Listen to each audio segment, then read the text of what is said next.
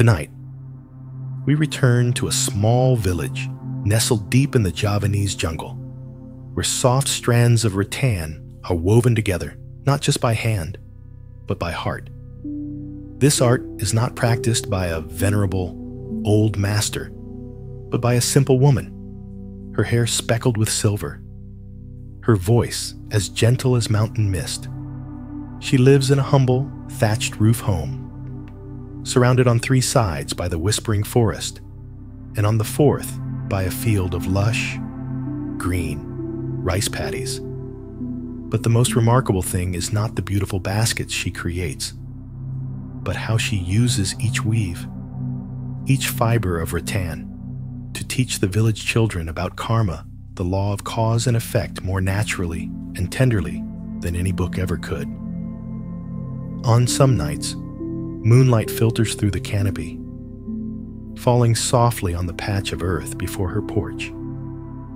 A half-finished basket rests beside a pile of rattan, scattered like thoughts yet to be spoken. The village children, some still in their school clothes, others smudged with dirt and mud, would gather in a circle, falling silent before the sound of her captivating voice. She wouldn't begin with grand philosophy. She would simply ask, "Do you know why this strand of rattan is softer than the other?" And from there, a journey would begin, not just a journey of learning to weave baskets, but a journey of learning how to live, how to feel, how to understand that every small action is a needle piercing the fabric of karma. Every thought is a thread. If pulled too tight, it tangles. If neglected, it breaks. So, before you truly let yourself relax, take a moment to like this video and subscribe to the channel, but only if what I'm creating here truly resonates with you. Please share in the comments where you're listening from and what time it is. I always love knowing who I'm sharing this space with. Whether it's the middle of the night in America, dawn in Berlin, or dinner time in a small town in Japan. Now, dim the lights. Let the soft background sounds rise and join me on tonight's journey, where the first strand of the karma basket begins to pass through the hands of a young student named Amara. Amara was about 8, a skinny girl with large eyes and hair sun-bleached the color of rice husks. She was one of the first children to arrive, always sitting at the teacher's right hand. The teacher handed Amara a coil of soft rattan and said, "I am not just teaching you to weave. I am teaching you to see." Amara frowned. "See what I can already see the rattan. Not just with your eyes. See with your heart." The teacher replied, her hand gliding gently over the fibers, "Because every strand of rattan carries its own karma, and your hands, with every move you make, will plant the seeds of your own." Amara fell silent. Her hands began to weave, but her eyes, now, were no longer just looking at the rattan. They seemed to be peering into something larger, more ambiguous, like a child seeing the moon's reflection in a well for the first time, so close, yet so far away. From the thatched roof above, the soft chirping of crickets arose. A breeze drifted by, carrying the scent of damp earth, burning wood, and the sweat-dampened hair of the children.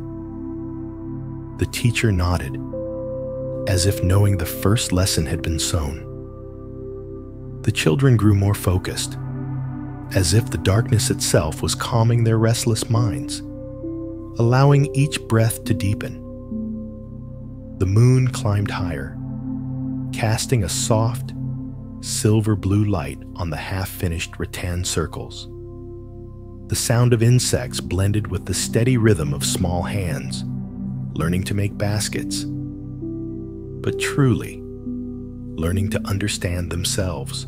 A boy named Surya, with a round face and hair cropped so short it was nearly a shave, scowled at his basket, which was coming apart at the side.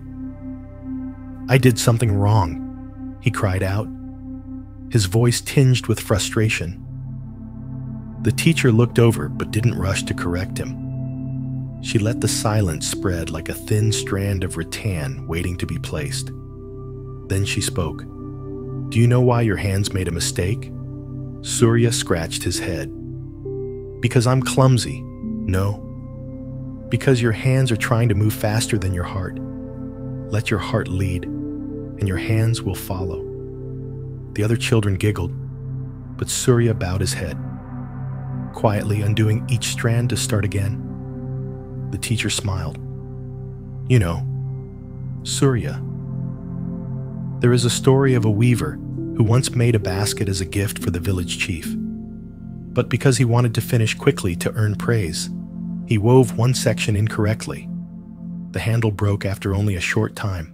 The chief didn't scold him, but from that day on, no one ordered from him again. Not because of the broken basket, but because of his hurried heart. A breeze swept past, scattering loose bits of rattan across the ground. Amara paused her work and asked, "So, was his mistake in the handle? Or in his heart? They are one and the same." The teacher answered, "The handle is just the form. The heart is the karma." The children were quiet, as if they understood without truly understanding. Then the teacher gently lifted Surya's basket. In the moonlight, the crooked weaves were clear. But she didn't point out the mistake. She turned the basket in a circle and said, "If you learn from this mistake, then this basket is more precious than 100 perfect ones. It is the basket of awareness." Surya looked up, his eyes wide. For the first time, he smiled. A few of the other children glanced at each other, then instinctively checked their own work. The competition to see who was fastest or best had vanished. The grumbling about uneven weaves ceased. There was only the sound of breathing, of hands on rattan, and of thoughts rearranging themselves in each child's mind. The teacher stepped back into a corner, holding her own unfinished basket, her eyes looking up at the dense canopy above. "Our heart is like a basket," she murmured, just loud enough for the wind to hear. "If we are not careful with each strand, each thought, sooner or later, it will begin to leak." Across the circle, Surya had started reweaving the handle. This time, he was slow, steady, his gaze fixed on each loop of rattan, as if he were illuminating something within himself. And when he finished, he said nothing. He simply set the basket down and sat, breathing.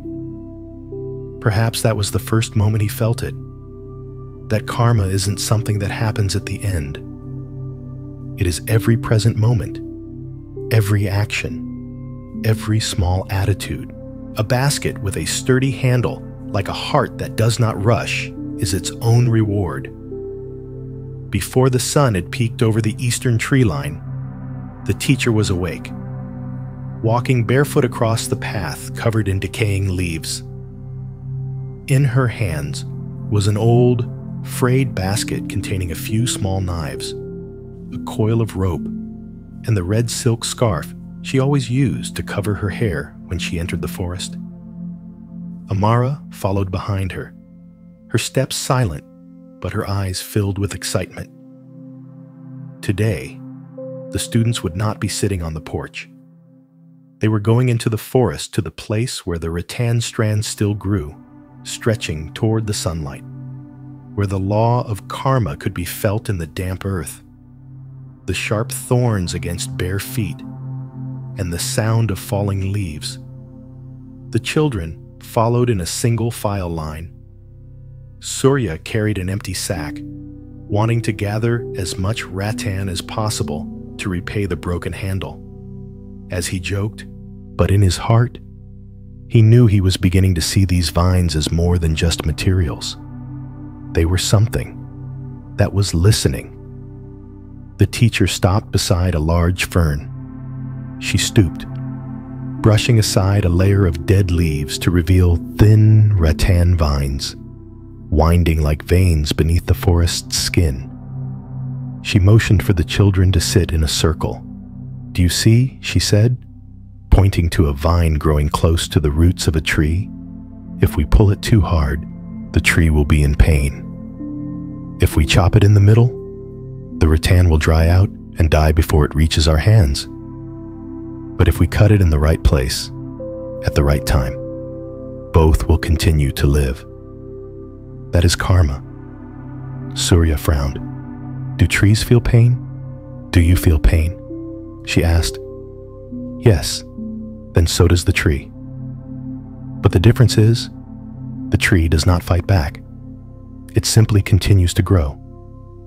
And in that silence, it teaches us a lesson about acceptance, about the balance between giving and receiving." Another young girl, Lonnie, asked, "So is it bad to take the rattan?" "No, my dear. It is not the taking that is wrong, but how we take that matters.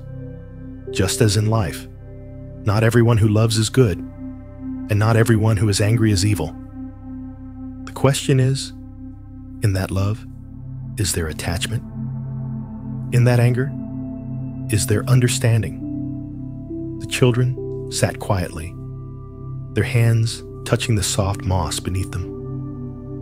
The chirping of birds blended with the forest wind, as if nature itself was nodding in agreement with the lesson. The teacher took out her knife and skillfully cut a length of rattan. Her movement was decisive yet gentle. Then, she handed the knife to Lonnie, guiding her through each slow motion. The girl's hand trembled, but she finally managed to cut a piece. And when she did, her eyes lit up as if she'd just won a medal. The others followed, one by one. Each child cut a small amount. No one took too much. Strangely, without being told, no one competed, perhaps because in the forest, among the tangled roots and insect songs, one feels more clearly what it means to have enough. On the way back, the children were quieter. No one joked around. No one complained of tired feet. Each carried a small bundle of rattan, tied neatly on their shoulder, as if carrying a piece of the forest home with them. On the path, Amara suddenly asked, "Grandmother, if I only take a little, but the tree still dies, is my karma bad?" The teacher didn't answer right away. She turned, knelt down to Amara's level, and placed a hand on the little girl's chest. "This place knows the answer, not your head." Amara nodded softly, and the group continued on, their small footsteps on the dry leaves sounding like the synchronized heartbeat of a small community, learning to live in harmony with the world. After the group returned from the forest, the sun grew strong. Fluffy white clouds drifted across a pale blue sky, and from a distance, the off-key crowing of the blacksmith's rooster echoed through the village. The teacher spread a large mat under the shade of a banyan tree behind her house. The children gathered around, each placing their bundle of harvested rattan before them, washing their hands, and sitting cross-legged in silence. But then, in that stillness, a sharp thwack broke the air. A small, half-woven basket was thrown hard onto the ground. All eyes turned to Lonnie, the most soft-spoken girl in the group. Lonnie's face was flushed, her hands clenched into fists, her eyes glistening with tears. "I did it, but the handle keeps breaking. I hate it," she cried out. The anger erupted like a bursting dam, startling everyone. The teacher didn't scold her. She slowly picked up the basket, lifting it as if it were a living thing. and touched the torn connection with her fingertip. Do you know why it broke? Lonnie was still breathing heavily, fuming. Because the rattan is weak. No. Because your hands were angry, and that anger ran straight into the rattan. She turned the basket so the whole group could see. Rattan is not a lifeless material. It absorbs the energy from your hands, the intention from your heart.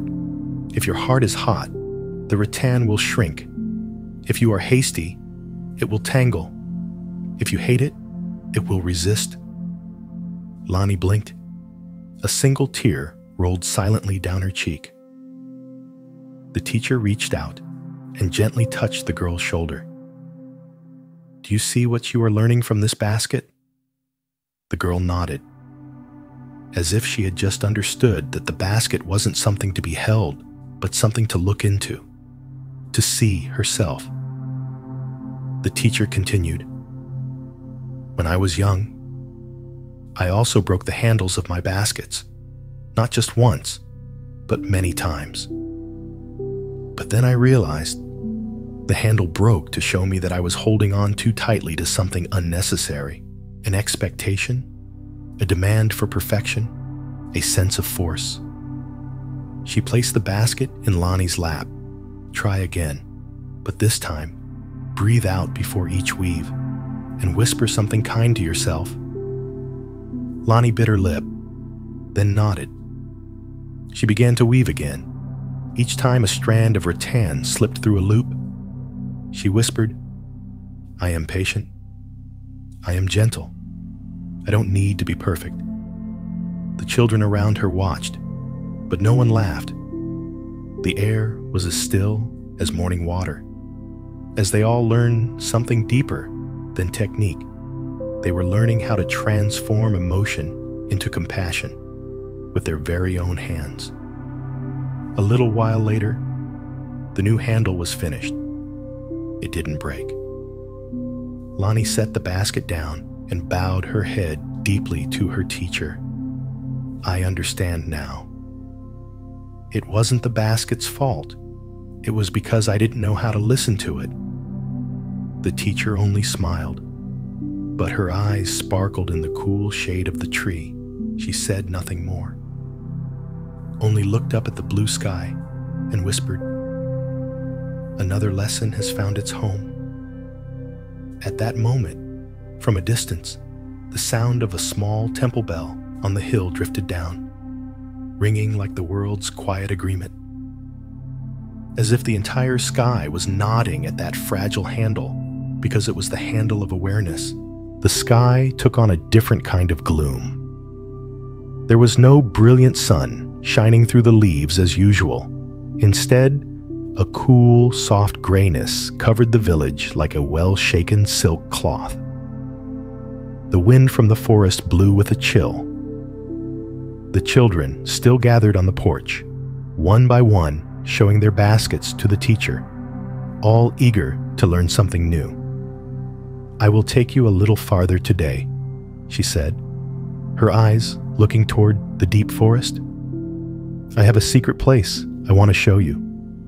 Surya was the first to cheer, and then the whole group bustled about, gathering coils of rope, small knives, and rattan baskets. Each carried something, looking like a tiny expedition preparing to explore the world. After a short walk, the teacher turned onto a narrow path where the grass grew higher than their knees and the leaves blotted out the sun. Underfoot were gnarled roots. Crawling like the earth's spine, she stopped before a large tree whose roots protruded high above the ground, twisting into the shape of a nest. This is the place where, many years ago, I saw a snake curled up, sleeping beneath these roots. It wasn't a venomous one, but it was enough to startle me. The children fell silent. Lonnie shrank back, while Amara gripped the handle of her basket tightly. But I didn't run. She continued. I just watched it, for a long time, until it opened its eyes and looked back at me, not as an enemy, but as two beings who had stumbled upon each other in a forest dream. Surya whispered, "Weren't you afraid?" Of course I was afraid, but fear is not the problem.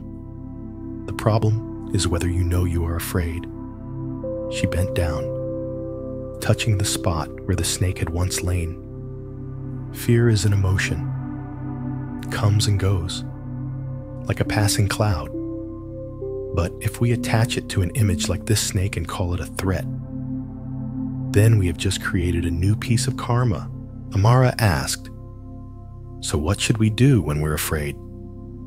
The teacher looked at the little girl, her eyes as gentle as well water.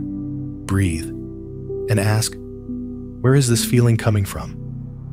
Sometimes it's just an old memory. Sometimes it's our imagination. And if you look long enough, you will see that you are the one who created the snake inside your own heart.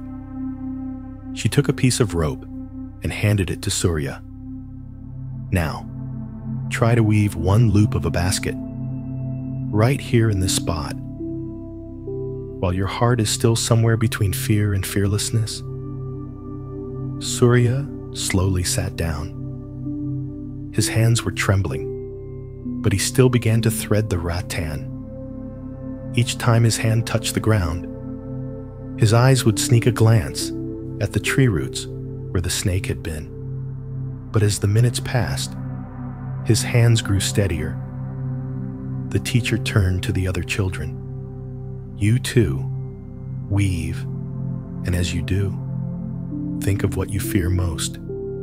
You don't need to say it out loud. Just keep weaving, like the wind blowing through the forest without force."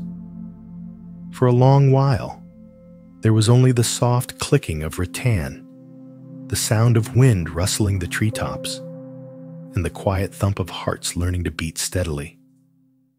When they all looked up, each child was holding a new loop of a basket. It wasn't very beautiful. It wasn't very even. But there was something different about them. Their eyes were quieter, deeper, as if they had just walked through a heavy rain without getting wet. The teacher nodded. We don't come to the forest to escape our fears. We come to discover that we can still live peacefully alongside them. That is the karma of recognition. On the way back, the sun began to break through the clouds, and golden patches of light fell on the children's shoulders like gentle seeds of karma, being sown by fears that had been understood. After a simple meal of sweet red rice and grilled bananas, the children gathered again on the porch as usual. But this time, it wasn't to learn a new weaving technique or to hear a folk tale. The teacher had told each of them to bring an old basket, one that was unfinished or had a mistake. "I will tell you a story about a trap," she said, holding a crooked, worn-out basket that was no longer usable, and also a story about a bird. The children were curious, their eyes following her every move. The teacher placed the old basket in the center of the circle, then took out a few small bamboo sticks and began to assemble a crude model of a trap. "When I was young," she began, her voice softening, "I lived near a forest full of birds. One day, I found a bamboo basket trap that had been forgotten at the base of a jackfruit tree. Inside, a small bird was struggling. Its foot was tangled in a string, and blood was seeping from its wing. The hunter must have forgotten the trap or couldn't be bothered to return." Amara grimaced. "How awful." "Yes," the teacher nodded. "I thought so too. So I approached and opened the lid of the basket, but the bird didn't fly away. It looked at me with bewildered eyes. Then, when I reached in to untangle the string, it struggled even harder. It took me nearly an hour to free its foot from the mess of knots. When it was finally free, it still didn't fly. It stood there looking at me, its head tilted, as if asking, "Why did you help me?" The teacher looked up, her gaze as still as the air before a storm. Then it flew away. It didn't look back. But when I returned to the jackfruit tree, there was a tiny feather resting on the basket, and I knew it had come back in the night. Surya whispered, "It was thanking you." There was no need for thanks. I only untangled a trap. She turned to look at the children, and then I realized sometimes our whole life is that basket.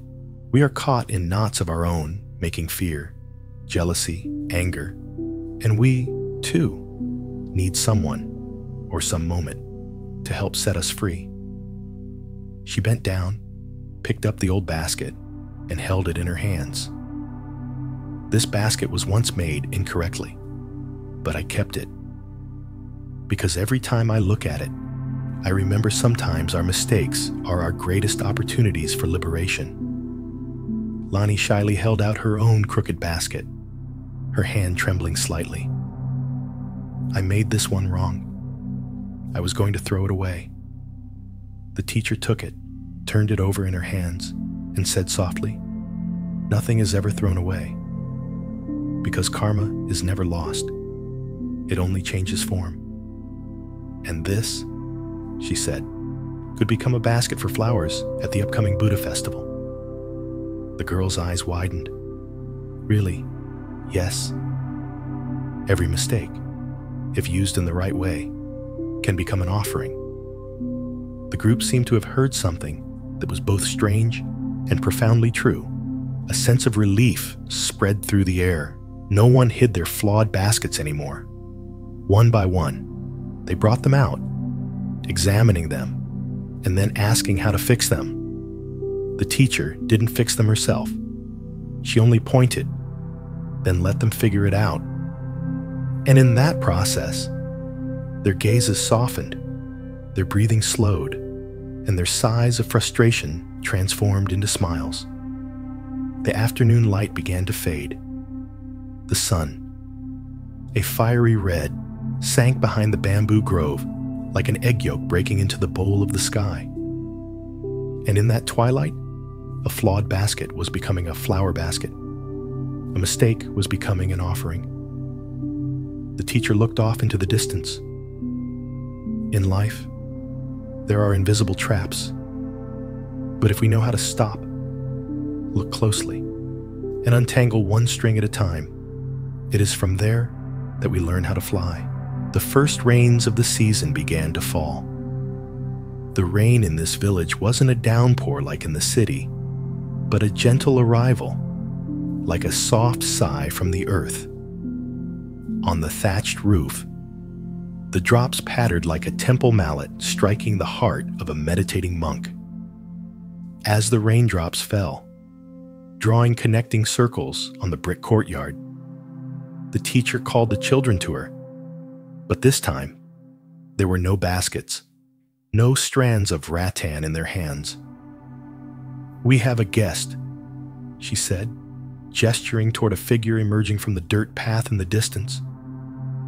An old monk, his frame slender but his back perfectly straight, holding an old paper umbrella, approached with slow, deliberate steps. The children stood up, a mixture of awe and curiosity on their faces. Some had never seen a real monk before. "This is Master Tenzin," the teacher introduced, her voice full of reverence. "He once lived in a monastery in the far-off mountains. He has not come to teach you anything. He has come to sit." The group was confused. "Just sit?" "Yes." Master Tenzin smiled. "To sit, so that you may learn the deepest thing that no words can teach." And so, under the eaves of the porch dripping with rain, Master Tenzin sat down on a mat. He said nothing. He did not move. His eyes were half closed, his hands resting lightly on his knees. At first, A few of the children whispered and glanced at each other. But then, for some unknown reason, the atmosphere slowly spread to each of them. Gradually, they too sat down. And then, they fell silent. 5 minutes. 10 minutes. There was only the sound of the falling rain, the rustling leaves, and the deepening breath of a group of children who had just stopped fidgeting. Surya was the first to open his eyes, whispering, "I feel like everything is standing still." Master Tenzin didn't reply. He only opened his eyes slowly, looked at the children, and said, "That is because you have stopped yourself, so that the world could speak." Then, from the pocket of his brown robe, he took out something tiny and placed it in Amara's palm. A seed.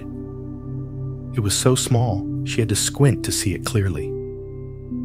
"What will it become?" she asked. "It will become whatever you grow it to be," Master Tenzin replied, "but only if you truly sit with it." His words left the group in silence. The teacher smiled softly, then turned to the children. "You think karma is something that happens after you act, but in truth, karma is also what you create when you do nothing at all." The rain began to subside. Water dripped slowly from the banana leaves, as if reluctant to leave. The children remained seated. No one was in a hurry to get up. It seemed that for the first time in their lives, they understood that sitting was not laziness or waiting, but a profound form of action, where karma is woven from stillness. Master Tenzin stood, bowed to everyone, and quietly departed, leaving behind a round watermark on the courtyard and a wordless lesson. The teacher watched him go, her eyes glistening slightly. Sometimes, she said softly, "The one who does the most is the one who does nothing at all." Amara clutched the seed in her hand. Lani closed her eyes, imagining where she would plant it. Surya, for the first time, said nothing. He just quietly sat. The sky was high and clear, like a freshly wiped mirror. The rain was gone, and a gentle sunlight spilled over the bamboo groves, reflecting in dancing golden strips on the damp earth. The wind carried the scent of dry straw from the village rooftops, mixed with the aroma of cinnamon from a pot of water boiling on the teacher's stove. The children arrived early, their hearts still quiet from the sitting with the old monk. But the teacher brought out something very different, a large, round, old basket, clean and well kept. Inside was a little bit of soil, a few small stones, and a ceramic bowl with a slight crack in its rim. "This basket was once used to hold water," she said, placing it before them. But then someone said, "Who would be foolish enough to carry water in a rattan basket?" So the owner threw it away. "So why did you keep it?" Surya asked, curious, "Because it did hold water, in a very special way." She pointed to the cracked ceramic bowl. "The person who made this basket placed the bowl inside, then lined it with stones and earth. Every time it rained, water would collect in the bowl. Not a lot, but enough for a small bird to drink. For 1 day, 2 days, 3 days, the rattan basket continued to hold water, not in the way ordinary people expected, but in the way of someone who knew how to listen to nature." Lani sat up straight, her eyes bright. "So, if you can't be useful in the way others expect, there's still another way to be useful." The teacher nodded, her hand touching the side of the basket. "Exactly. Sometimes Karma doesn't ask you to be the best, the fastest, or the most correct. It simply places you in a situation and waits to see what you will do with it. Amara was thoughtful, remembering the seed Master Tenzin had given her. If I plant that seed in a place full of rocks, will it still grow? The teacher smiled, then took out a second ceramic bowl. In the bowl was a thin layer of soil, and in the middle of the soil was a tiny but vibrant green sprout. I tried planting it right here in this basket, and it still sprouted. She looked at the children, her eyes sparkling in the sunlight, because karma doesn't ask you, how good is your soil? It asks you, are you patient enough to wait? The children were quiet, each one seeming to recall something they had never understood about themselves. The teacher placed her hand on Surya's shoulder. You are often impatient, but if you use that same eagerness to water a plant every day, you will be the first to see it bloom. Then she turned to Lani. You often worry you are not good enough, but because of that, you will always listen, and that makes you better than many who are skilled, but do not know how to listen. As for Amara, she said nothing. She just looked at the little girl for a long time. Then, she took a dry leaf from her sleeve and gently placed it in the girl's palm. You don't need to know what you will do with this leaf yet. Just hold it. When the time is right, the leaf will speak for itself.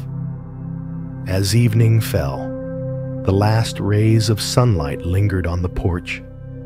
The wind blew through the old basket, causing the small stones inside to vibrate softly, creating a sound like an earthen bell. And in that sound, a sense of peace spread as if the universe had just nodded, accepting even the most imperfect things.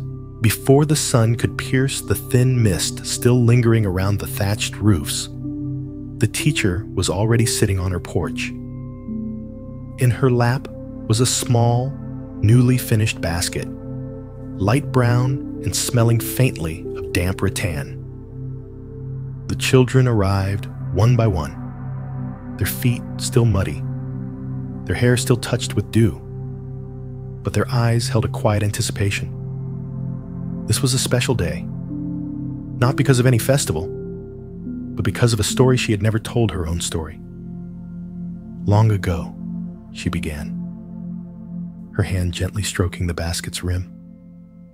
I was a child just like you, but I didn't live in this village. My village was poor, so poor that a single strand of rattan had to be split in two to save it.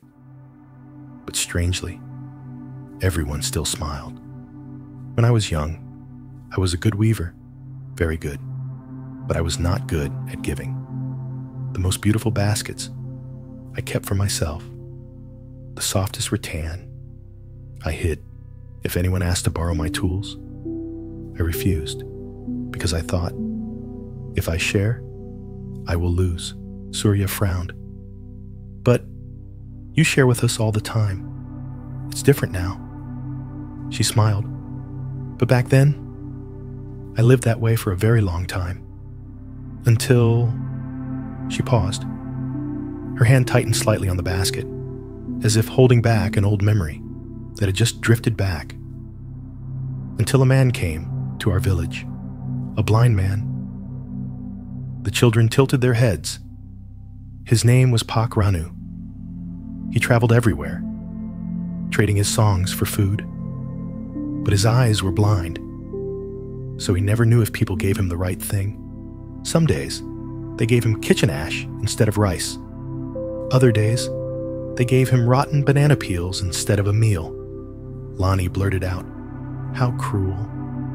Yes, I thought so, too. But then one day, he came asking for a basket. I had many beautiful ones, but I gave him the ugliest one, crooked, old, with a broken strand on the side. He didn't complain. He just smiled and said, "What you don't need, the heavens still need, because the heavens have different eyes than you." The group fell silent. A light breeze blew by, carrying the scent of newly plowed earth from the fields beyond. 3 days later, I saw him using that crooked basket to hold wildflowers, which he then placed before an abandoned temple. No one told him to. No one paid him. But a child passing by saw the beautiful flowers and laughed out loud. And from that laugh, I realized I had never truly known how to give. The teacher looked down at her own hands. My baskets were beautiful, but my heart was once torn. His basket was crooked, but his heart was full. Surya bowed his head. "So, if I was once selfish, can I fix it?" She touched his forehead. "The fact that you just asked that question means you have already begun." Amara looked up, still holding the leaf from the day before. "So, if I want to start giving, what should I give first?" The teacher smiled gently. "Give your attention.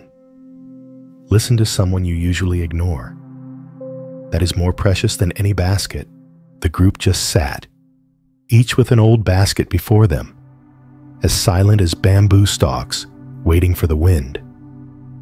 But in that silence, a new kind of seed was being sown, not from rattan, but from gratitude, from the desire to mend something, not with hands, but with heart.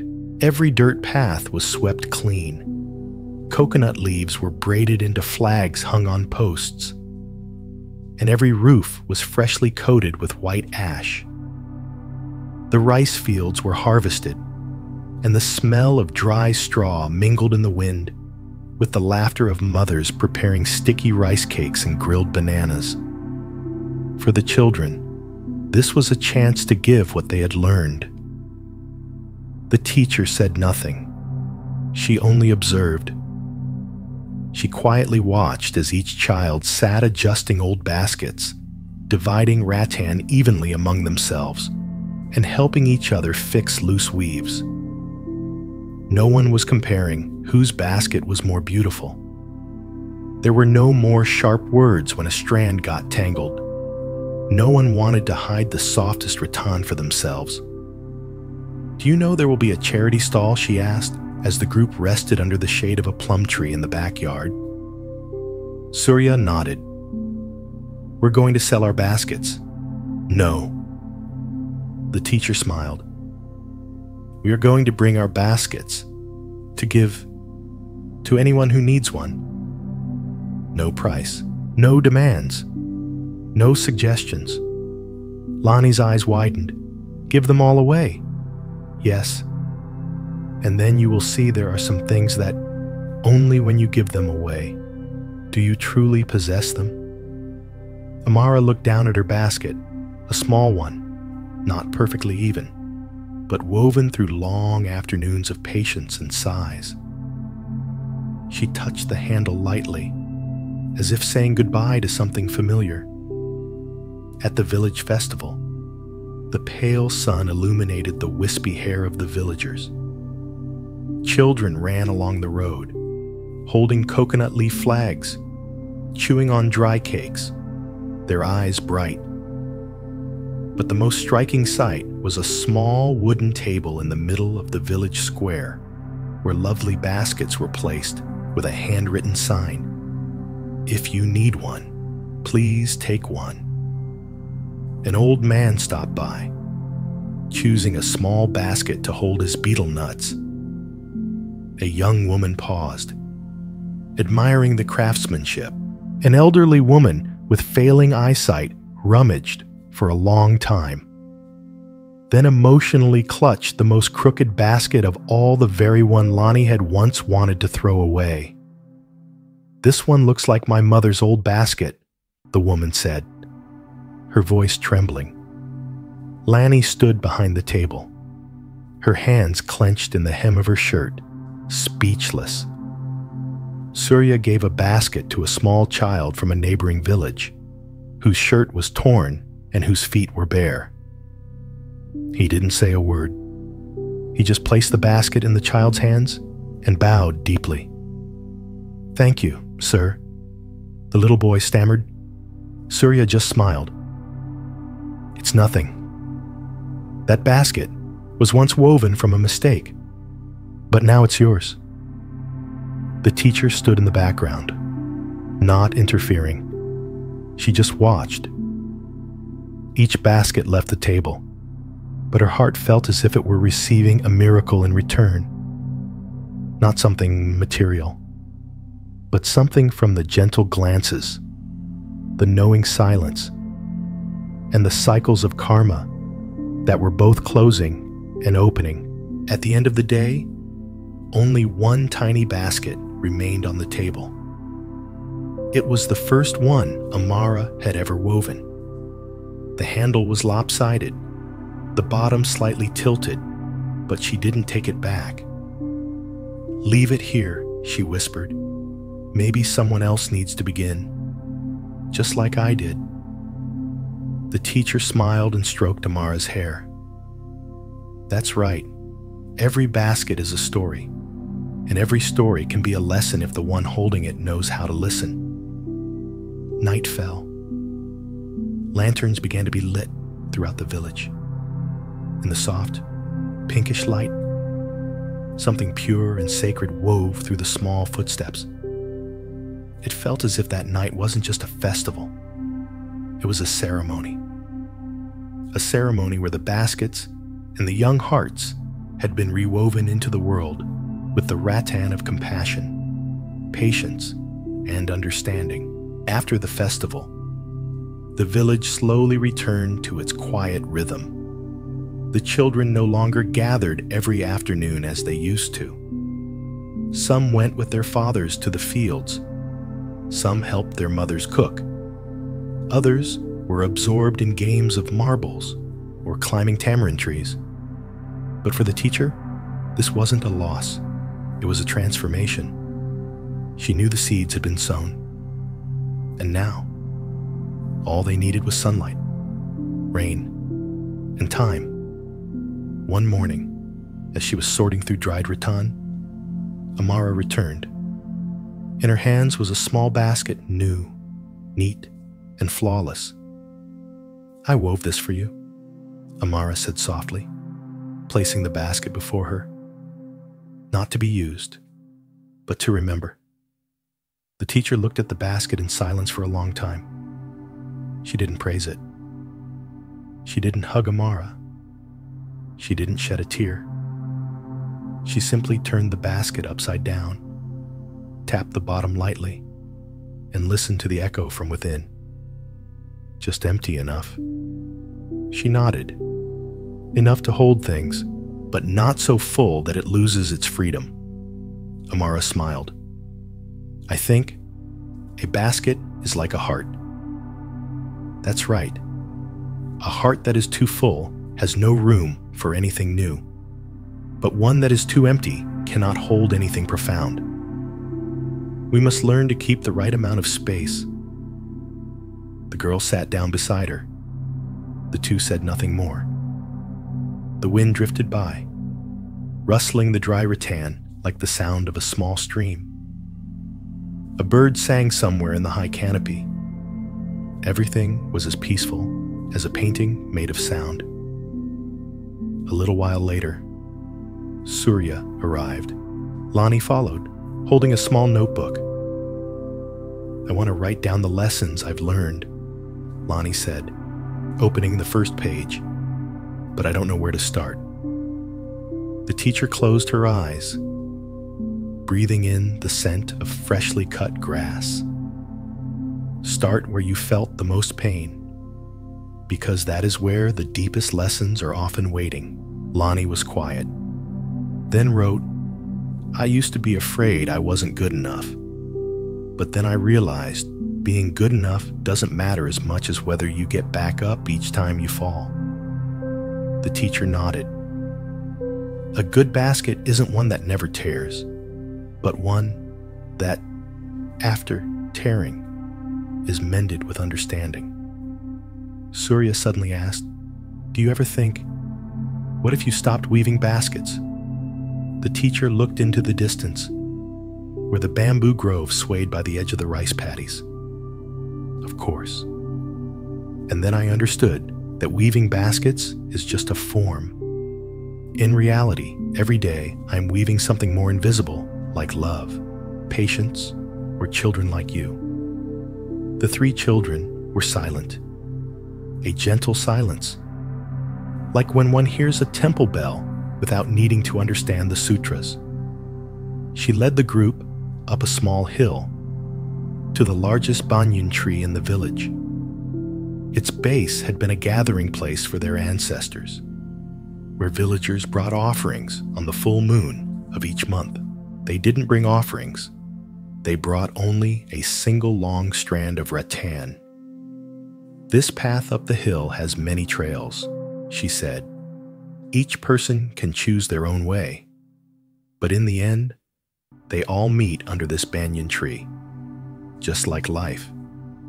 The paths are different, but we meet in awareness." Surya took the rattan and began to weave a tiny circle. Amara continued it, and then Lani. Each added a section. Each took a deep breath. And when the rattan circle was complete, she hung it on a branch, letting it blow in the wind. No name, no mark. We leave it here. For anyone who passes by, it doesn't matter who they are. All that matters is knowing. A part of our hearts will always remain in this place. The moon began to rise behind the mountains. The rattan circle spun gently in the wind, like a tiny, benevolent wheel of karma, turning quietly, steadily, without needing to be seen. A lone rooster's crow echoed from the end of the village, then faded like a gentle reminder that a new day was beginning. The teacher sat by the fire, holding a small clay pot, boiling ginger water. The fragrant steam rose, mingling with the smell of old ash and half-dried rattan. Just then, a stranger appeared at the bamboo gate. He was a middle-aged man, a large pack on his back, his feet covered in road dust, his eyes a mixture of exhaustion and confusion. No one knew where he came from, but he bowed politely and asked in a hoarse voice, "Does anyone here weave baskets?" The teacher didn't answer right away. She just waved him over, inviting him to sit by the fire. She poured him a cup of ginger water and then asked gently, "Why do you need a basket?" The man was silent for a long time. Then, looking down at his calloused hands, he said softly, "I once had a daughter. She loved to weave baskets, but I always told her she should learn something that made money. When she left, I still thought I was right. Now, I just want to understand why she loved it so much." Amara, who had been sitting quietly on the porch, heard this and came inside, holding a small, unfinished basket. "I can teach you how to weave," she said, her voice as light as a passing cloud. The teacher nodded, saying nothing more.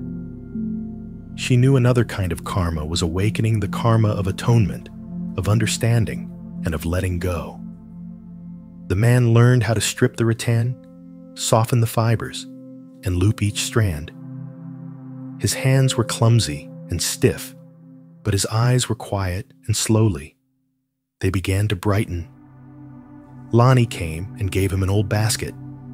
"I made this one before I knew how to weave. You can use it to practice." He took it with both hands. "Thank you," he said softly, "just like my little girl." The teacher added more wood to the fire. The flames flared up, casting a golden light on the brown kitchen walls. "A basket isn't for holding things," she said. "It's for holding on to the things we once forgot." He left quietly. In his hands was a crooked basket, its handle slightly off, its sides a little too high, but he held it like a treasure. Before leaving the village, he turned and bowed deeply. I'm not sure if I will find my daughter, but at least I have found a part of her. After he was gone, the children sat in silence. No one spoke, as if they were all listening to the echo of what had just happened. Something soft, yet as profound as rainwater seeping into red earth. The teacher took out a new strand of rattan and began to weave, but this time, not a basket, but a small circle, a bracelet. Sometimes, she said, the only thing we can do for someone is to help them reconnect a broken thread, not with an apology, but with an action. Surya watched her intently, like weaving a new basket after the old one breaks, not to replace it, but to understand the old one, to respect it, and to know that nothing is truly lost if we still remember it with kindness. As the moonlight peeked through a thin layer of clouds, the group sat around the embers of the fire, each holding a basket, not to do anything with it, just to keep warm. Inside those baskets, there was nothing, and yet they were full with memories, with mistakes, with forgiveness, and with the desire to begin again. And on the small table in the corner of the house, the teacher's rattan bracelet was finished, placed beside the chipped clay bowl from years ago. Both were imperfect, but both like everyone there were enough. The weather turned suddenly cold. A forest wind blew down from the mountains, carrying the pungent scent of damp earth and the distant call of an unknown bird. The teacher wrapped a woolen scarf around her neck and sat on the porch, her hands still weaving, though they were no longer as nimble as they once were. Amara arrived with a quiet expression, carrying a bundle of rattan. Behind her were Surya, Lani, and a few other children. No one had been called. No one had been told to come, but they all appeared, as if connected by an invisible thread. Grandmother, Amara said softly. We want to weave the big basket again. Which basket? The teacher looked up, her voice as light as a breath. The basket that holds everything you ever taught us. She let out a small laugh. A sound like bamboo chimes in the wind. That basket has no shape, my child. Then we will give it one, Surya said. Sitting down and beginning to strip a piece of rattan, the teacher looked at her students, then nodded. If you wish, I will weave with you. And so, under the low eaves of the porch, in the cool air of early winter, a new basket was started. No one directed, no one competed, no one counted whose strand was longer. Each person wove a section. Each loop carried a memory, a mistake, a moment of forgiveness. When it was Lani's turn, she said, "This is the strand I was going to throw away because it was scratched. But now, I think if it goes into this basket, it won't be forgotten." Amara whispered, "I am weaving this section for the time I was angry with you, but didn't dare to apologize." Surya wove slowly, then said, "I am weaving this part for the man from the other day, and for the daughter he hasn't found yet." No one said anything more. There was only the steady sound of weaving hands, the wind whistling through the porch, and the silent, knowing glances they shared. The basket took shape. It wasn't perfect. It was a little lopsided, sparse in some places, with a few dry strands broken in the middle, but the teacher didn't fix it. She only smiled. "You know," she said, her hand resting gently on the basket's rim. Karma is not in the result. It is in every moment you decide to come back, even after you've given up, even after you've made a mistake, even after you've torn it. From her sleeve, she took out a piece of old brown cloth embroidered with a simple white character, Nan, meaning patience, forbearance, endurance. She tied it to the basket's handle. This is the final piece. Nothing more is needed. This basket is enough. The group sat quietly, looking at the large basket. None of them touched it, as if they knew that. In this moment, silence was the best way to honor it. The sky turned a grayish blue. Leaves fell steadily, creating a thin carpet underfoot. In that moment, the teacher softly closed her eyes. Her face was serene, neither sad nor happy, just peaceful. "Grandmother," Lonnie whispered, "what is this basket for?" The teacher opened her eyes and looked at each child before her, every one of them a little older than the day they first came to learn.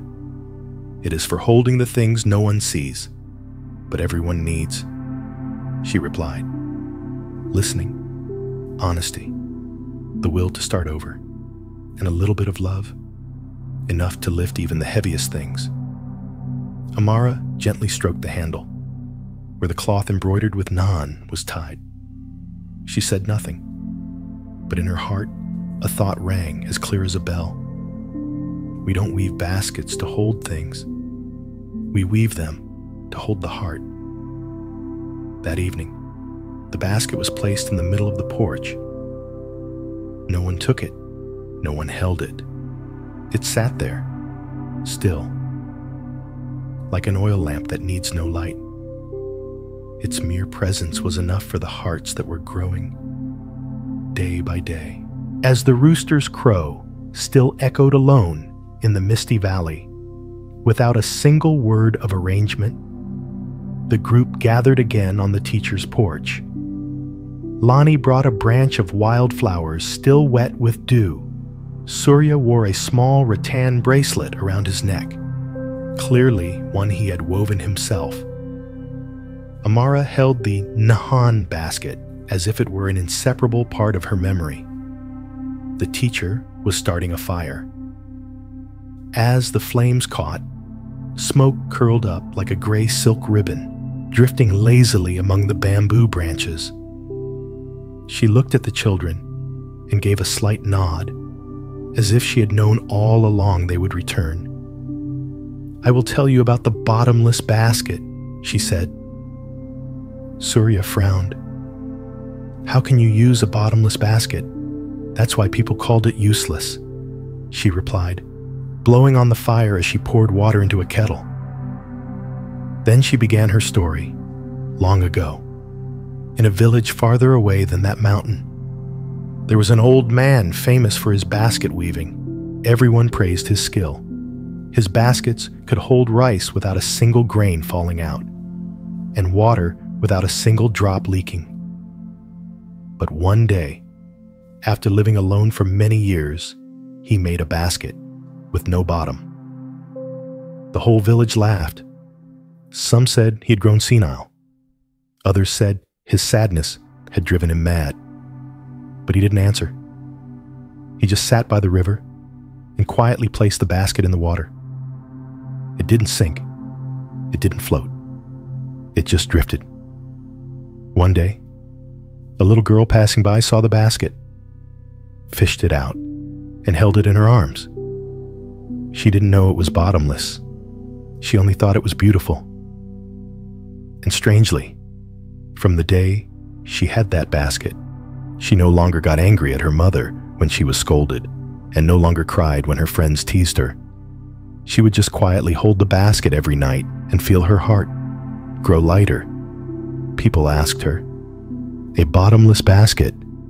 How can it hold anything?" The little girl replied, "It doesn't hold things. It holds the things I need to let go of." The children sat in stunned silence.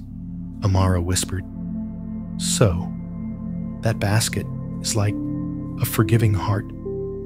The teacher nodded.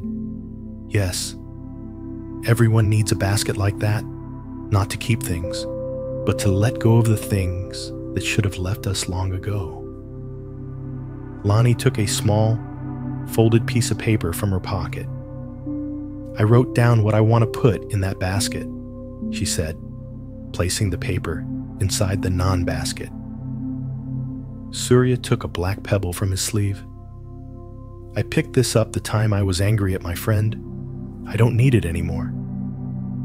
One by one, they silently placed inside the basket things no one else could see: a feather, a scribbled drawing, a tangled piece of string, things of no value to the world, but which held a small piece of each child's soul.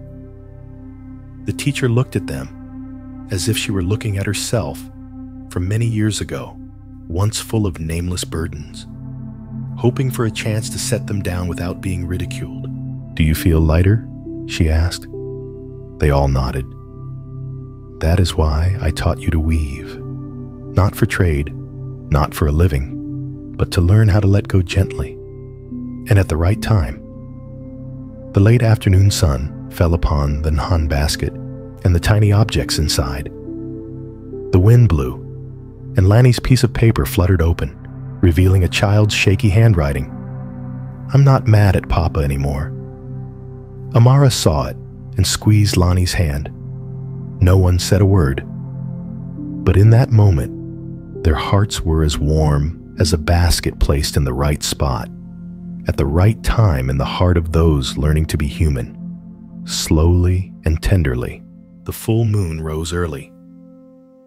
Its soft, gentle light, like a white silk scarf draped over the bamboo grove, cast a haze over the distant mountain and the dirt yard in front of the teacher's home. The small footsteps returned once more to the rustic house by the forest. It was as if the children's hearts and the heart of the village had grown accustomed to the gentle rhythm of that place.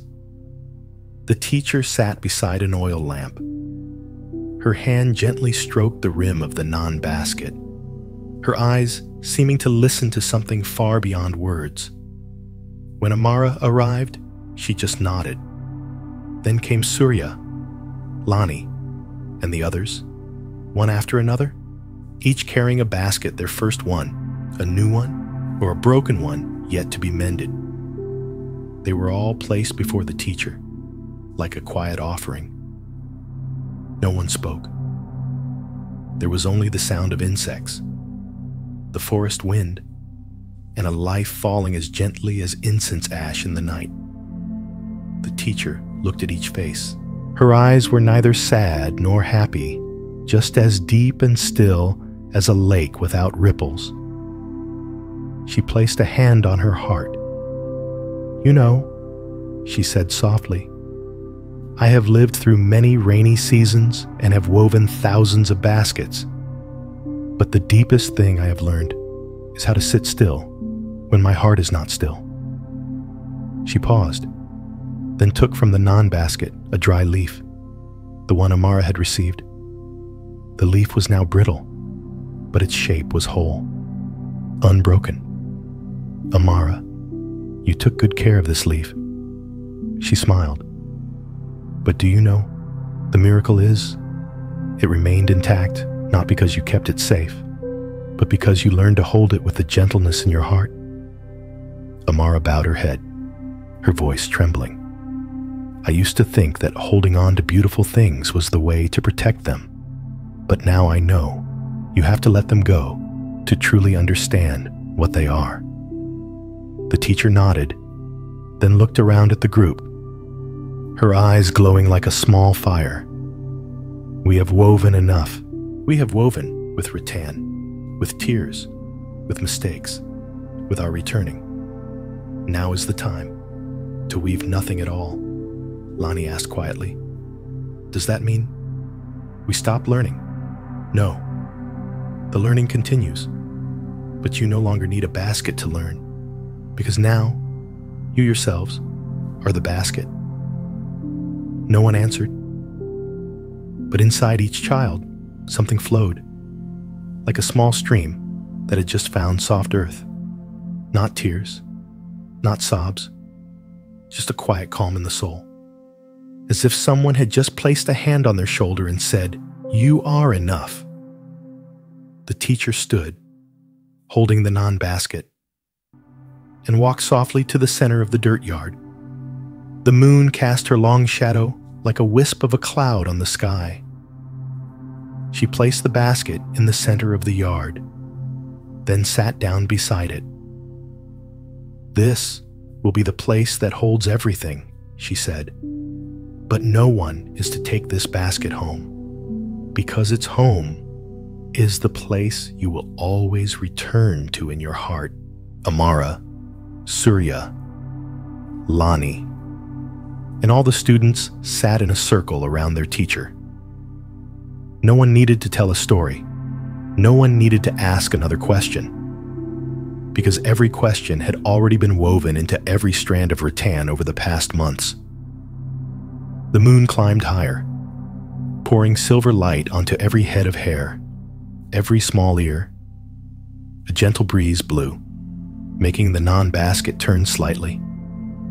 The teacher closed her eyes. Then she spoke her final words, like a whisper sent to the wind, the earth, and her children. "Keep your heart as empty as a rattan basket, and then you will see everything precious will find its own way to you." The group sat for a long, long time, as if afraid the magic would vanish if they left. But the teacher said no more, and no one needed any more words, because that night, under the moon, it wasn't just the final basket that was finished.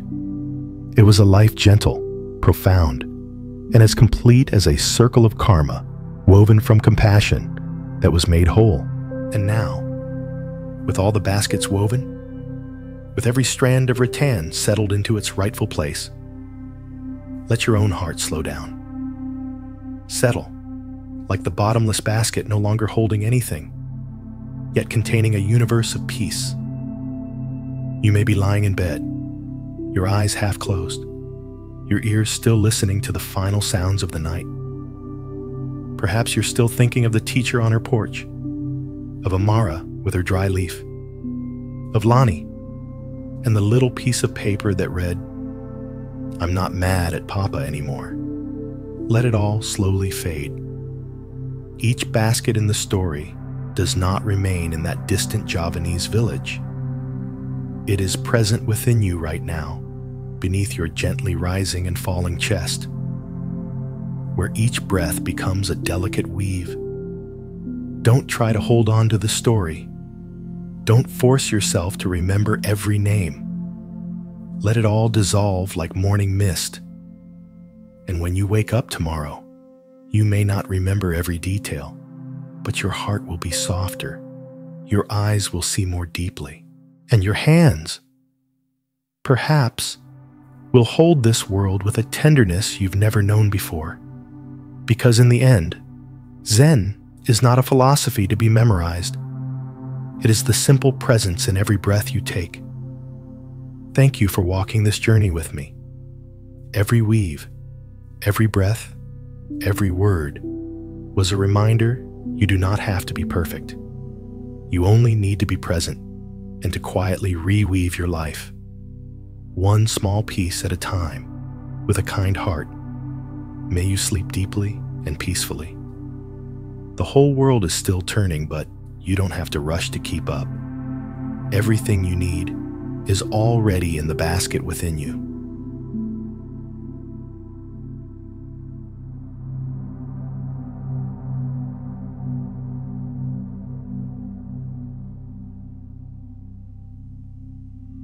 Next, we begin beneath the quiet hush of snow, falling on a tiled roof. You've just stepped through the wooden gate of a small hanok tucked away at the edge of a Korean village, barely lit by a paper lantern swaying gently in the breeze.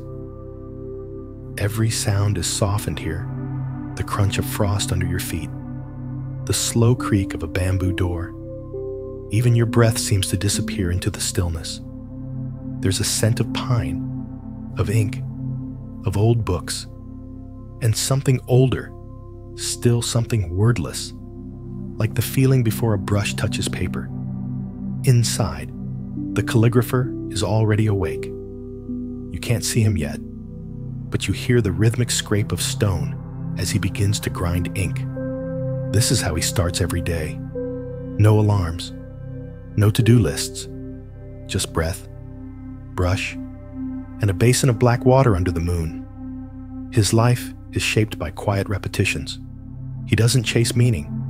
He lets it arrive, stroke by stroke. The old calligrapher doesn't look up as you enter. He doesn't need to. He sensed you coming, not because he's mystical or clairvoyant, but because awareness is his daily discipline. He noticed the shift in wind, the creak in the hinge, the echo of one more heartbeat in the room. He gestures silently to the cushion across from him. You sit. It's warmer than you expected. The air smells faintly of soot and mulberry paper. On the low table between you lies a single blank sheet thicker than it looks. Hand-pressed, uneven, almost breathing. Beside it, a ceramic bowl of ink so dark it seems to swallow the firelight. He hasn't touched the brush yet, not even once, because the first stroke doesn't begin with the hand. It begins with the body becoming still, the breath becoming quiet, the thoughts becoming light enough to pass through. It's the same reason he never signs his name on his work. He says the brush doesn't belong to him, nor does the paper. Even his own hands are borrowed, shaped by years of practice, by the kindness of his teacher, by the patience of his grandmother, who once taught him to tie a brush loop in the dark. You're not here for a lesson. Exactly. Not in the usual sense. There are no lectures, no stern riddles, just long silences and stories that unfold when the fire crackles or the wind knocks over a scroll by accident. Tonight, you watch as he closes his eyes, takes one breath, then lifts the brush. The first stroke comes not with flourish, but with a kind of reverence, a bow made of ink. The paper receives it the way a mountain receives snow, without effort, without comment. And so, the night begins. The brush pauses above the paper, not hesitating, but hovering in full presence, like a crane poised above a still pond. You don't breathe, or maybe you do. But the moment is so still, it feels like your breath has joined his, moving in quiet unison. Then the brush descends, the stroke glides downward, slow and deliberate, fading at the end like a wave slipping back into ocean foam. It's not a word yet, not even a full character, but somehow it already carries a message. This moment matters. He doesn't explain the stroke. He never does. But your eyes stay on it long after the brush is laid gently back on the ceramic rest. The paper drinks the ink with thirstless grace, and the room holds its breath once more. Outside, dawn begins to stir. You hear it before you see it. The low murmur of wind through dry reeds beyond the wall, the soft clatter of a gourd bell in the neighbor's garden. The room slowly lightens, but nothing changes in the calligrapher's posture. He's been up since before the moon tilted west, preparing. Now comes the part few ever witness. He reaches for a small wooden box near the window. It's plain, with soft corners worn by decades of touch. He opens it with care. Inside lies a stick of ink, so black it gleams with hints of blue in the gray morning. Not a drop of moisture in it, just compressed soot, resin, and sandalwood, an object that's as much memory as it is material. He removes it as if lifting a sacred object. And maybe it is. To him, every part of this process is worthy of attention, worthy of love. He turns the inkstone toward you and begins to grind. The sound is almost imperceptible at first. A whisper of friction, slow and steady. The ink stick circles on the stone in quiet arcs, rhythmically darkening the pool of water. You watch as ripples bloom and vanish. The surface becomes glossy and black. He doesn't speak, but your mind begins to whisper its own stories.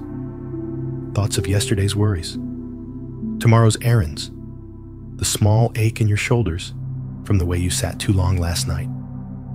And yet, the grinding continues. It invites you to listen, not just to the sound, but to everything under the sound. The space between your thoughts, the pauses in your inner dialogue. This is meditation, but not the kind you learn in a weekend workshop.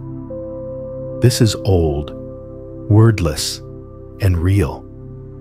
He has ground ink like this every morning since his hands were small, before email, before smartphones, before any of us started needing apps to remember how to breathe. You glance again at the inkstone. Now the water is dark and ready. He tilts the stone slightly, letting a thin line of ink settle into the groove, carved decades ago by countless mornings, just like this one. You know, he murmurs suddenly, his voice deep and gentle, like wood creaking in a warm house. Most people rush this part. You blink, startled by the sound of language. They think the art begins when the brush moves. He sets the ink stick down and looks at you for the first time tonight. But the art begins here. In the silence, in the circling. You nod without realizing it. Because he's right. You think back to your own mornings, the rush to coffee, the swipe through notifications, the barely remembered breakfast. You think of how often your mind races before your body's even caught up. And here, in this hammock that smells like ink and rain-polished wood, someone has chosen to begin the day, not with noise, but with reverence. The calligrapher lifts the brush again. The first character he writes is mu, emptiness, but not the kind that means void or loss. No, this mu means boundlessness, the freedom that comes when you stop clinging to form. The stroke is strong, but not rigid, confident, but not aggressive. There's breath in it. You can feel it pulse in the paper, even after he lifts the brush. And then nothing. He sets the brush down again and closes his eyes. You sit in the silence, the way one might sit with an old friend. No need to fill the space. No need to understand everything. Just enough awareness to know that you are here. Fully. Completely. Now, the brush, resting beside the inkstone, now carries the echo of mu. It hasn't moved in minutes, yet it feels alive, as though the air around it still hums with the quiet shock of creation. You sit with your hands folded in your lap, and for the first time in a long while, you don't feel the need to reach for anything. Not your phone, not a thought, not even an answer. The calligrapher opens a drawer beneath the table. From it, he lifts an old velvet cloth wrapped around something thin and delicate. He places it in front of you with both hands. Slowly, carefully, he folds back the fabric to reveal a brush, longer than the one he used before. Its handle lacquered in faint gold and its bristles silvery white. This one, he says, brushing a fingertip along the handle, was given to me by my teacher. on the day I drew my first true character. You raise your eyebrows slightly. Not my first ink, he explains. My first truth. He doesn't explain what that means. Instead, he lifts the brush and places it across his palms like an offering. Would you like to hold it? You hesitate, but your hands reach forward almost on their own. The brush is surprisingly light, its handle cool, its balance perfect. You hold it like you would a fragile memory, unsure if you're worthy of it. The calligrapher watches your posture, but says nothing. He's not judging. He's remembering. Perhaps he once sat where you do, holding the same brush, with the same breath caught in his chest. He lifts a fresh sheet of paper and places it gently in front of you. No need to draw, he murmurs. Just sit. Let it rest there in your fingers. So you do. And as you sit, you begin to notice things, the way your wrist feels heavy when your thoughts race, how your breath shortens when you start comparing yourself, and how the paper, ever patient, offers itself without demand. Then he begins to speak, not loudly, not formally, just soft words as he brews a cup of roasted barley tea in the corner of the room. When I first held that brush, he says, I thought it would make me better, more respected, more something. I used to believe that if I made the perfect stroke, the world would finally understand who I was. He chuckles under his breath, but that's not how it works. Is it? The brush doesn't tell the world who you are. It tells you who you are, especially when the stroke falls short, especially when it bleeds, or breaks, or vanishes. You keep listening. Your fingers relax a little. He returns with 2 small porcelain cups. The tea is dark and earthy, carrying steam that smells like a field after rain. He sets one in front of you, then kneels down across the table. You expect him to take back the brush, but he doesn't. He takes a sip of tea and watches you, eyes lined but kind. I tried for years to impress my master, he says. I copied the classics, studied the angles, practiced the discipline. But the stroke he praised was the one I didn't plan. It came after a long illness. My hands trembled. I was angry at how much progress I'd lost. I wanted to throw it all away. He looks toward the rafters, remembering, but something in me surrendered. I dipped the brush anyway. And what came out wasn't perfect. It wasn't even elegant. But it was true. All of me was in that stroke, the sadness, the humility, the clarity. He told me that was the first time I had written with honesty.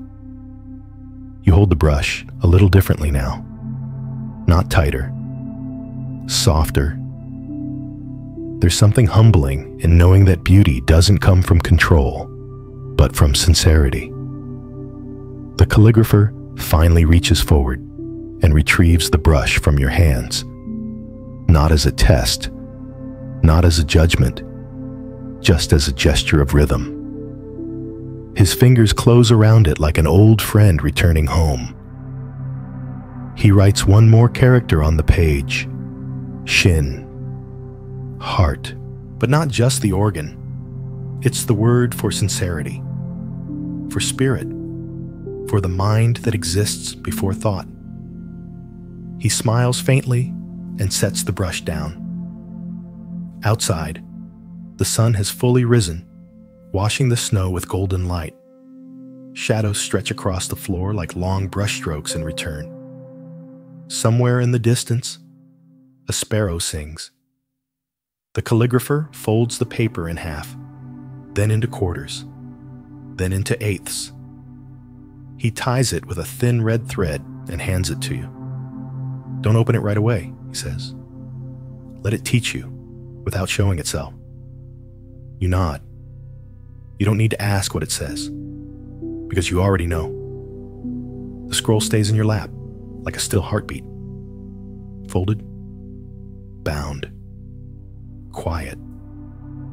You don't tug at the thread. You don't peek at the ink. Instead, you watch the calligrapher rise slowly, his knees cracking faintly beneath the weight of age and repetition. He moves with the grace of someone who has done the same motion every morning for 40 years, not to perfect it, but to learn from it. Again and again. He walks toward a wooden shelf pressed against the far wall. It's not grand, just 3 levels of pine, worn pale by time and light. On it rest dozens of scrolls, some tied with blue ribbon, some with frayed rope. Others sit open, edges curled slightly from the changing seasons. He touches none of them. He simply stands before the shelf, eyes soft, as though remembering not what they say, but who he was when he wrote them. Then, after a long moment, he turns back toward you and gestures with his hand. Would you like to see one? You nod. He chooses a scroll near the bottom, its wrapping delicate, faded to the color of old tea. As he unties it, the scent of cedar and ink rises faintly in the room, mingling with the barley steam still curling from your teacup. He lays it out on the low table with reverence, smoothing each crease with a flat palm. You lean in. At first, it looks like just one character large, centered, deliberate. But then you notice something more. Around the edges, barely visible at first, are faint strokes, echoes of the same character drawn again and again, each with a different feeling. Some are bold and angular, others soft and dissolving at the edges, like they were written with a hand distracted by grief or awe. Together, they form a quiet rhythm, a life rendered in ink. He taps lightly near the center. Same character, he says. Different days, different mind. You understand now, each version isn't a correction of the last, but a continuation. Not a flaw in the practice, but the point of it. The calligraphy doesn't strive for finality. It documents process, change, conditions. Zen calligraphy is not about writing meaningfully. He adds, it's about letting meaning write you. You let those words hang. Let them move inside you. He rolls the scroll closed again and replaces it gently. Then, with a sudden smile that surprises you wide, warm, almost childlike, he says, come. You follow him out the side door. The cold morning air greets you with a hush, and you step onto a stone path veiled in frost. Bamboo leans overhead, catching the pale sun in its hollow shafts. To your left, a small pond is half frozen, leaves from last fall caught mid-sink under the thin glass of ice. You expect him to walk toward the garden's center. Instead, he kneels near a weathered stone bench. He points to a moss-covered slab beside it. There, carved into the rock, is a single character so faded it looks like it was written by water itself. Do you see it? He asks. You squint. It's faint. Yes, but there it is, a loop, a line, a pause, almost a whisper in stone. That, he says softly, was my first lesson. My master asked me to carve the wind. You blink. I told him wind has no form. He continues, and he said, exactly, but your mind does. He laughs, not mockingly, but with affection for the confusion that once burdened him. I chiseled this over months. It was never about the stroke. It was about learning to see something that can't be seen, and learning to let go of needing to capture it. You sit beside the stone, and for the first time, you feel like you're beginning to understand.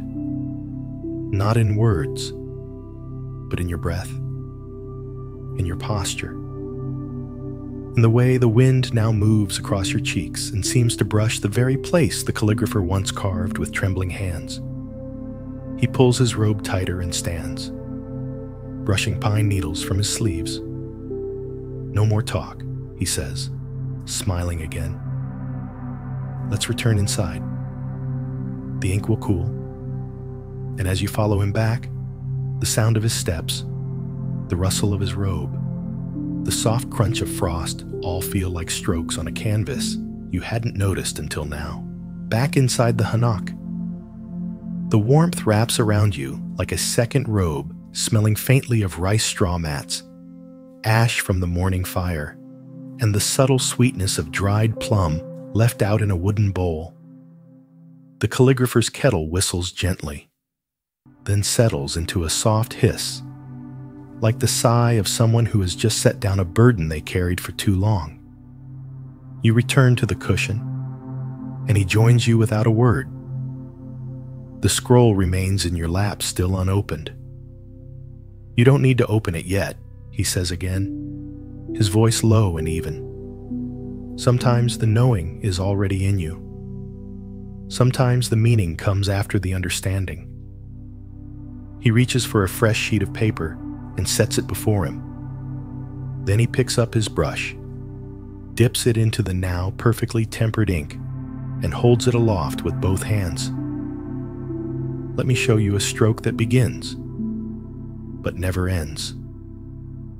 You tilt your head, unsure what he means.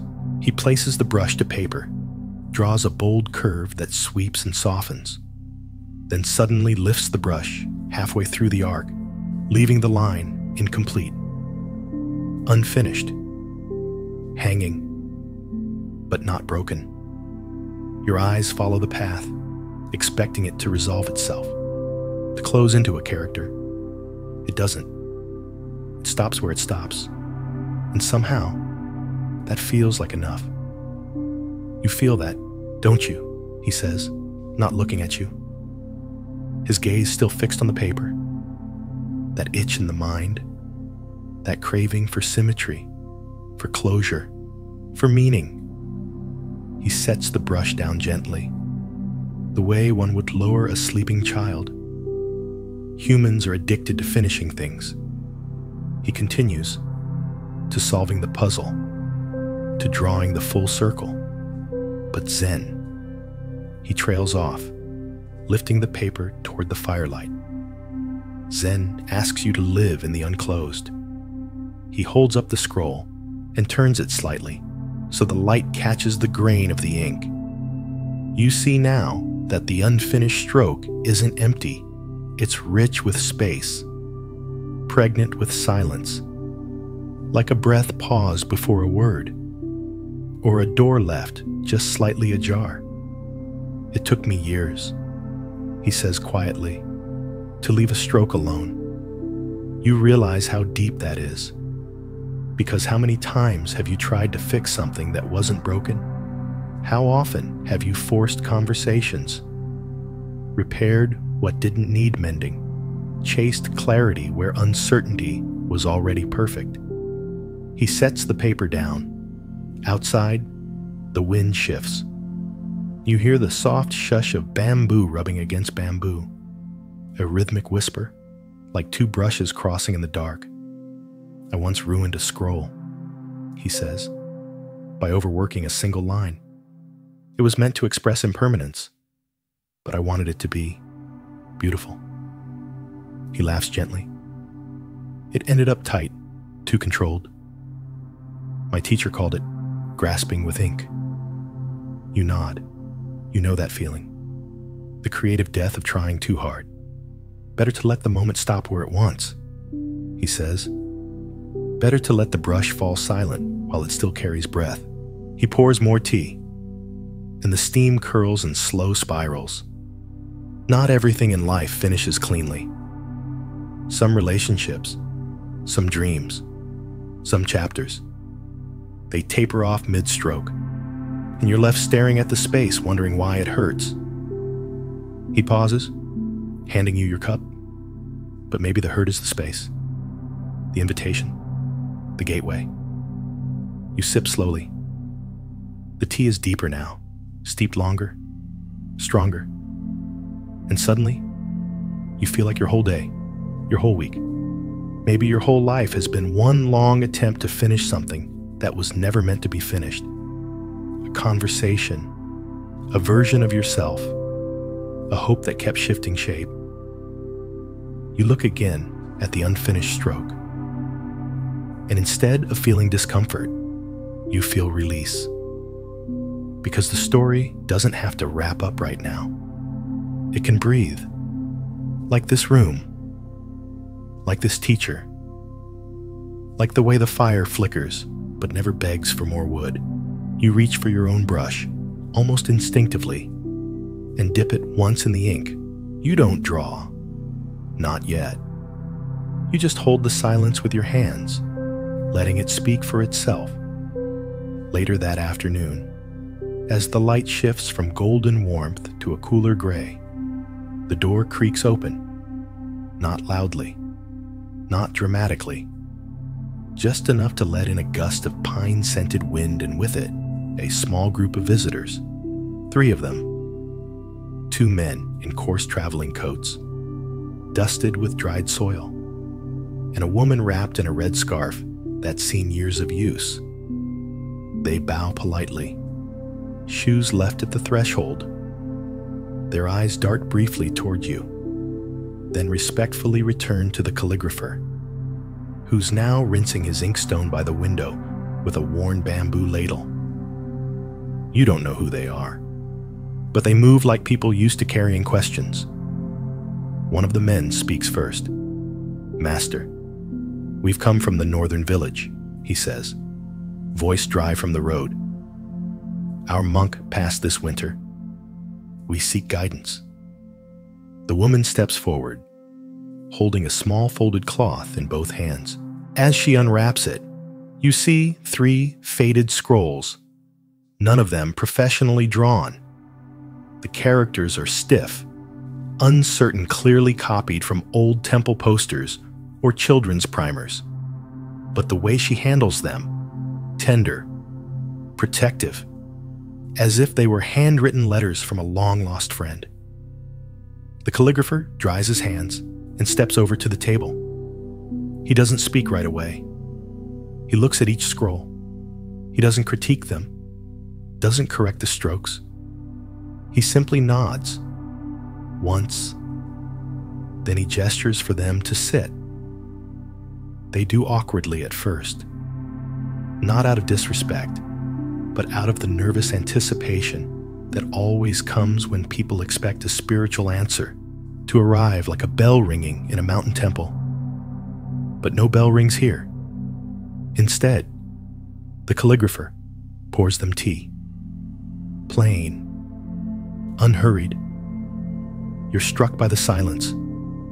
How much can be said without speaking? How the mere act of serving tea, pouring, lifting, handing, becomes a form of Dharma transmission. Finally, one of the men speaks again. What should we do with his brush? There it is, the real question.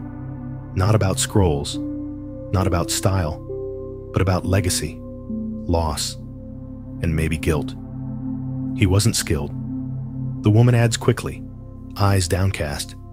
But he practiced every night, even when his hands shook. The calligrapher looks up, not with pity, but with the kind of gaze that sees the deeper current under the surface. "Do you think the ink cares how skilled the hand is?" he asks gently. They all fall still. Then he rises and walks to a tall wooden chest tucked behind the screen. You hadn't noticed it before. It's narrow, carved with lotus motifs and wrapped in dust. He opens it carefully, reaches inside, and pulls out a scroll, unlike the others. Thicker paper, older, sealed with a black wax stamp. He returns to the table, places it before the visitors, and breaks the seal. Inside is a single word, hyo. Filial piety, not just obedience, but deep reverence for those who came before, and those who taught even imperfectly. The stroke is fluid, a little wild, not the calligrapher's usual precision. You can tell it was drawn decades ago. I made this for my brother. He says he was not a monk, not even a practitioner, but his honesty shaped me more than any scripture. The visitors grow quiet. One of the men looks like he might cry, but he holds it in with a breath. I will make you a copy, the calligrapher says softly. You may hang it in your hall, not to remember your monk's skill, but his spirit. The woman nods, bowing deeply, her hands pressed together. As the sun lowers behind the tiled roof, casting amber light across the scrolls, you realize this room has become something else entirely. Not just a studio, but a place where ink, grief, and gratitude all mingle without needing to be explained. The visitors stay a little longer, sipping tea, asking nothing more. Then, just as quietly as they came, they leave. The red scarf flutters in the wind as the woman steps out. And once again, the door falls closed, not with a click, but a hush. The calligrapher sits back down, shoulders slightly slumped now, not from exhaustion, from the weight of holding space. You glance toward the old scroll he'd shared with them. And then you understand something that wasn't said, that every scroll is a conversation with the future, and every imperfect stroke still carries a blessing. Not long after the guests depart, as the last shadows of their presence dissolve into the hush of early evening, the door creaks again, but this time more urgently, like the wind is trying to speak through it. The calligrapher doesn't rise. He already knows who it is. The boy steps in, maybe 12 or 13, small for his age, wrapped in a blue wool coat too big for his frame. His boots drip snow onto the entry mat, and he carries a stiff roll of paper hugged tight against his chest. You watch him from across the room as he bows awkwardly, almost tipping forward. He mutters a greeting in a shy, trembling voice, eyes barely lifting from the floor. The calligrapher finally turns his head and gestures to the empty cushion across from him. The boy hesitates, then moves slowly, like he's carrying something far heavier than a scroll. When he sits, you see his hands, they shake, not from cold, but from something deeper. Nerves, maybe, or the familiar paralysis of someone who's trying very hard to get something right. The calligrapher says nothing. He pours the boy a cup of lukewarm tea and places it gently at his side. No ceremony, just kindness. I practiced, the boy says, finally unrolling the paper. The scroll unfurls, and you see the character he's written over and over some 20 times, maybe more. The same one, again and again, but each version looks different. Some too thin, rushed, some bloated with ink, some where the brush obviously slipped, leaving a blot like a falling leaf across the page. The character is Zen. The boy waits, expecting critique, maybe even shame. But the calligrapher simply looks, then nods. This one, he says, pointing to a version near the edge. Did you make that while thinking of the outcome? The boy stares at it, then nods slowly. In this one, he points to another, shakier but strangely more alive. I was tired. The boy mumbles. I just wanted to finish. The calligrapher smiles. That's often when truth slips through. The boy frowns. But it's the messiest one. The calligrapher leans forward, eyes sharp but kind. Let me tell you something. You listen too, sensing a story coming, not a parable, not a koan, but something closer to lived truth. I once spent 2 weeks trying to write the character for peace, he says. I ruined paper, broke 3 brushes. Each time I thought, this one will be the best. But none of them breathed. The boy watches him, wide-eyed. Then one morning, I was grieving. A friend had passed. I wasn't thinking about ink, or lines, or form. I just moved the brush. I didn't even look at the result. He shrugs. That one sits in a monastery in Busan now. The boy doesn't respond, but you notice his shoulders soften. The calligrapher reaches behind him and retrieves a small practice scroll, bare, blank, smooth as snow. He places it before the boy. Try again, he says, but this time, don't write Zen, just breathe it. The boy grips the brush. It still trembles, but he lifts it anyway, dips it into ink, and begins. The stroke wavers, but not with fear, with life. It dips, it lifts, it completes. Not perfect, not clean, but undeniably present. The calligrapher leans back, smiling quietly. The boy looks at him, waiting, but no judgment comes. Just a nod. That, he says softly, is enough.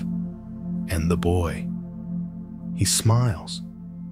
Not big, not triumphant, just a tiny flicker like a candle lit in a room that had forgotten it was dark.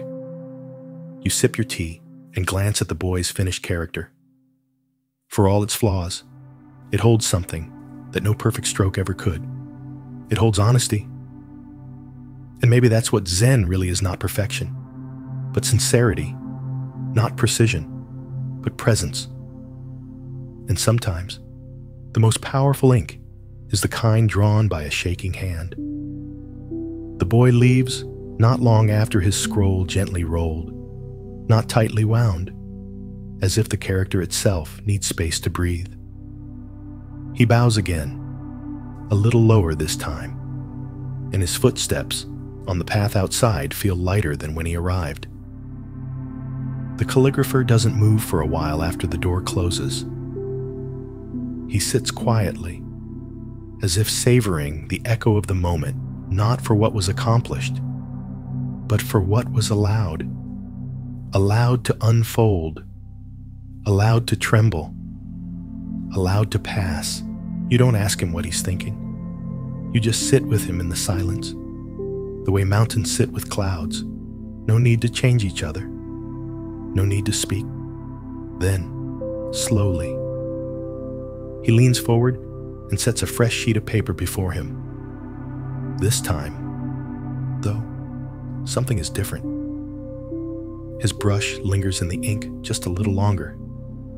His hand wavers, not from weakness, but from attention. He dips it again, just slightly, adjusts the way he's seated, and draws a slow breath. But the brush doesn't move. Seconds pass, then minutes, still no stroke. He finally looks up at you, almost sheepishly. Sometimes, he murmurs, the ink doesn't want to flow. You tilt your head. He holds up the brush, lets a single drop of ink fall back into the bowl. It's not dry. He explains. It's the mind. You nod, sensing what he means. You've had days like that too, when the words won't come, when the canvas looks louder than your thoughts, when even the breath feels off. It happens, he says, setting the brush down. When the ego tries to lead, he rises slowly, stretches his arms overhead, joints cracking gently, and walks toward the back door of the hanok. You follow him, unsure where you're going, but already knowing this part of the lesson doesn't take place on paper. He leads you outside, barefoot, on frost-stiffened grass. Beyond the garden wall, past the small stone steps, is a tiny stream, not wide enough to swim in, not deep enough to call a river, but it moves, clear and steady, carving its way through rocks, the way time carves meaning from the ordinary. He kneels beside the water, cups his hands, and lets it flow through his fingers. This, he says softly, is how ink should feel. You crouch beside him. At first, you don't quite understand. Then he lifts a small flat stone from the riverbed, smooth on one side, scarred on the other. I use this when the ink clots, he says, handing it to you. Not to grind harder, just to remember that flow isn't something you force. He lets the stone fall gently back into the water. It lands with a soft plunk, sending tiny ripples outward. The brush will move when the mind is still, he says, but not before. You sit there for a while together, not saying much, just watching water move around obstacles. Not because it hates resistance, but because it understands it. You think of your own inkless days, the ones you called lazy or wasted, the ones where you stared at the screen, the page, the wall, and blamed yourself for the silence. But maybe the silence wasn't punishment. Maybe it was permission, back inside. He lights a stick of pine incense, its smoke winding upward like a lazy dragon curling back into a dream. He pours fresh water into the inkstone, and instead of grinding, he simply lets the brush soak, not to use it, just to rest it. You know, he says, looking over his shoulder, some days, the most honest stroke is no stroke at all. You nod again. And suddenly, you understand that in Zen, as in life, progress doesn't always look like movement. Sometimes it looks like still water. Sometimes it looks like an ink brush sleeping in its bowl. And sometimes it looks like a calligrapher who knows when to stop, so the next stroke can come with grace. The next morning arrives with a hush. Not the kind of hush that follows something loud, but the deeper kind, the kind that comes from the world agreeing to be still. No wind, no birds, just the slow exhale of winter's breath on the frosted window panes. You awaken not to a sound, but to the absence of sound. The hanak is dim, touched only by the pale indigo of early light. The calligrapher is already awake, kneeling by the hearth, coaxing a small fire back to life with twigs and dried rice husks. He moves gently, like a man not wanting to disturb the silence, but only to shape it slightly, to warm it. You sit up, wrap the blanket tighter around your shoulders, and shuffle toward the table. He nods to you, eyes half-lidded with sleep or meditation, or both. Today, something feels different. There's only one sheet of paper on the table. Not the usual stack, not the scrolls, just one, laid out flat, centered, waiting. The calligrapher doesn't reach for it. Instead, he picks up a heavy, long-handled brush larger than any you've seen him use. It's worn, its bristles stained, and yet it holds a kind of dignity, like an old warrior retired from ceremony, but always ready to speak if asked. He sets it gently into your hands. Today, he says, you'll write the character. You hesitate. You look at the inkstone, still clean, still dry. He hands you the ink stick. Start at the beginning. So you kneel, grind the ink, slowly, circling the stick against stone. Water blackens, the same rhythm as before. But it feels different now. Less like preparing, more like listening. Your mind offers objections. You're not ready. You're not a calligrapher. You don't know the strokes. But those thoughts pass through, and the circle continues. Eventually, the pool of ink gleams. You dip the brush. It's heavier than you expected. The weight pulls downward, reminding you that gravity, too, is part of the process. The calligrapher doesn't guide your hand. He just watches. You place the brush tip to paper. Time slows. You don't even know which character to write. But somehow, your hand begins to move. Not with force, not with control, but with something like faith. A single stroke flows downward, curves left, lifts gently. Another follows. Not perfect. A little off-center, but steady. Alive. The character that emerges is Shin again. Heart. Spirit. But this time, it's yours. You breathe out. Set the brush down. The room holds still. The calligrapher leans forward, examining the character, not with critique, but with curiosity. Then he nods once, not to say, "Well done," but to say, "I see you." And just like that, your first true scroll is born. But he doesn't roll it up. He doesn't frame it. He places it beside the fire and lets it dry, curling softly at the edges. "Let's leave it out," he says. "Let the air get to it. Let time touch it." You sit back, spine tingling, not from cold, but from something more subtle. Humility and joy. It wasn't about making something beautiful. It was about meeting yourself. And now, the scroll rests in the open air, not waiting for praise, not demanding attention, just existing. A witness to a moment you can't explain. Only remember, later, as the fire dies down, the calligrapher adds one more brushstroke beside your character. Not a correction, not a flourish, just a dot. Every heart, he says, needs space. And with that, the lesson ends. But the story, it lingers in the paper, in your hands, in the way your breath has softened. The day wears on, and the calligrapher doesn't reach for his brush again. Instead, he tends to small things, trimming the bonsai near the window with a pair of tiny rusted shears, replacing the water in the altar bowl, brushing specks of ash from the hearth into a clay dish.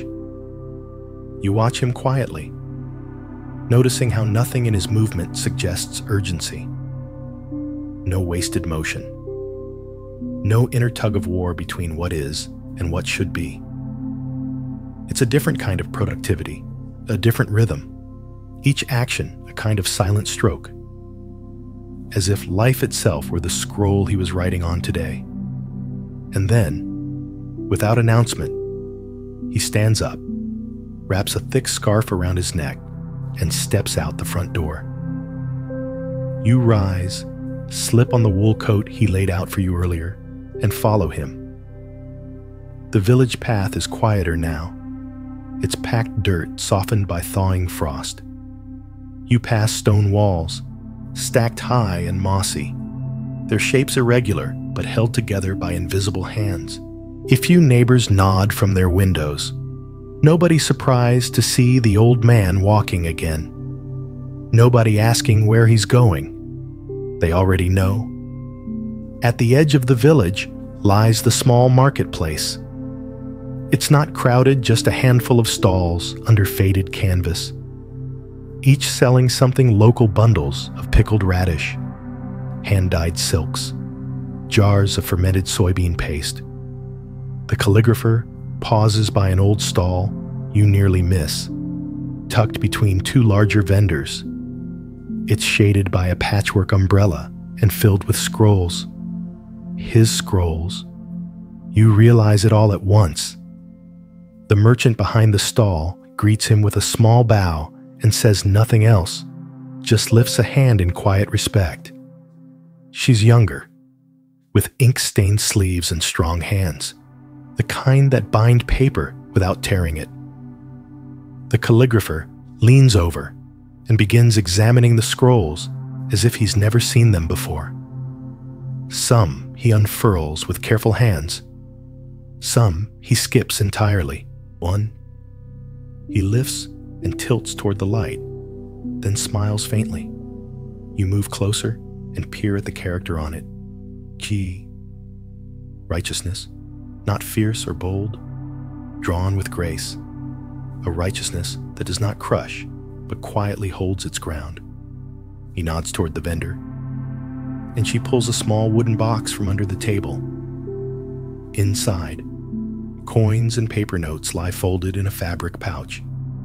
She doesn't offer it to him. Instead, she removes a few bills, then presses them into his hand. It's payment, but the exchange feels like something else, a ritual. He accepts it with both palms, bows, then tucks the money into his robe without a word. You ask nothing. You just watch. As the two of them roll the remaining scrolls with care, slip them into protective sleeves, and slide them into a woven satchel. She hands the bag to him. He nods, then turns and begins to walk back. No pride, no self-promotion. No announcements of what he just sold or how many copies he made, because to him, selling scrolls is not about recognition. It's about release, letting go. He once said that the brushstroke begins with intention, but ends in surrender. And perhaps this is part of that same path, the quiet departure of his art into the hands of strangers. Back at the Hanak, he places the satchel on a shelf beside others, some fuller, some nearly empty. Then he unwraps a single scroll and pins it to the wall. It's older, faded at the corners, but its lines are alive. The character reads Bo, treasure, and beneath it, in smaller, finer strokes, a second character Ma, silence. He sits cross-legged beneath it and exhales slowly. This one, he murmurs, was written after I gave away everything I had. You don't ask what that means, but your chest tightens anyway, because you sense what he's saying. That silence itself is a kind of wealth. That to own less is sometimes to be held more completely by the world. Outside, a breeze rustles the dry reeds by the garden wall. Inside, the character for treasure seems to shimmer ever so slightly in the fading afternoon light, not because it's made with gold, but because it was made with nothing left to prove. Dusk falls with the gentleness of a curtain being drawn across the sky. The Hanak glows softly now, lit not by lamps or electricity, but by 3 small oil bowls placed at the corners of the room. Their flames flicker quietly, casting long shadows that sway like reeds underwater. You sit with your legs folded beneath you, knees sore from the stone walk back from the marketplace. But the ache feels earned, like the weight you've been carrying in your chest has transferred downward into something grounded. The calligrapher moves toward his table again, this time slower, more contemplative. You sense a shift in his energy he's not preparing to teach or demonstrate. Tonight, he's simply returning to the brush for himself. He opens a narrow drawer and pulls out a sheet with a familiar character already drawn. And peace. But it isn't finished. There's space, left deliberately empty below the final stroke. You notice that the paper has browned slightly at the edges. The ink has faded just a touch. This wasn't written today, or even last week. This scroll has been waiting, unfinished, for who knows how long. He dips the brush and pauses. You can almost see the memories gathering behind his eyes. This, he says, is the stroke that took all day. He looks at you not for validation, but to make sure you're really here, present. It's not because I hesitated. He continues. It's because I kept asking the wrong question. He begins to trace the outline with his finger, not the brush. I wanted to know what peace should look like. Should it be soft, strong, formal, simple? He laughs, gently, not unkindly at himself. But the more I searched for the right form, the more I lost the feeling. He lifts the brush and finally sets it to the page. His hand trembles slightly. Age, perhaps, or maybe just the honesty of the moment. He draws the final line slowly.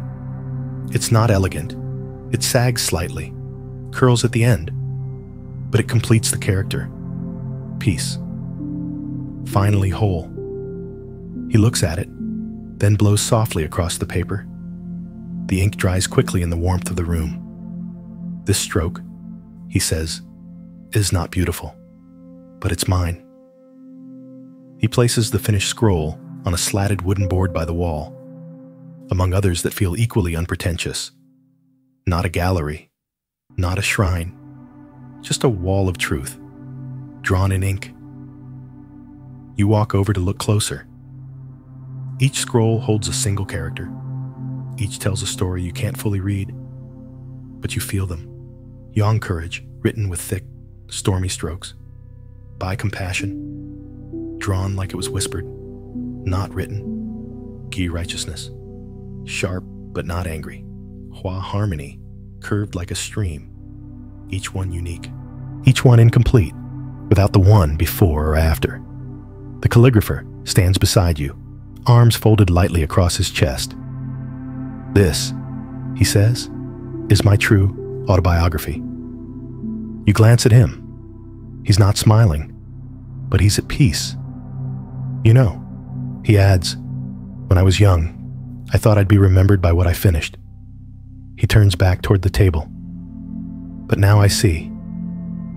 I'll be remembered by what I continued. You sit with that for a while. Let it settle. Outside, you hear a bell chime, once, probably from the village's distant temple.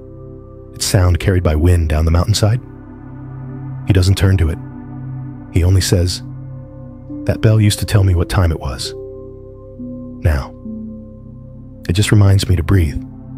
You follow his cue, and for a moment, nothing else matters. Not your past, not your plans, not even the meaning of the characters on the wall. Only this breath, this stroke of a moment, suspended between sound and silence. Night stretches its limbs slowly, and with it, the fire in the hearth settles into a low, amber glow. The wind outside picks up just enough to rattle the wooden slats of the window shutters, not to disturb, but to remind you that the world is still in motion, even when you're still. The calligrapher moves to the corner of the room and lifts a thin oilcloth cover from a long object resting on a stand. At first, you think it's another scroll.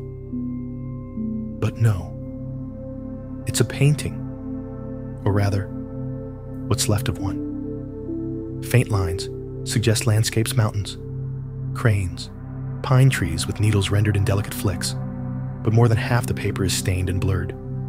Rain damage, maybe time damage.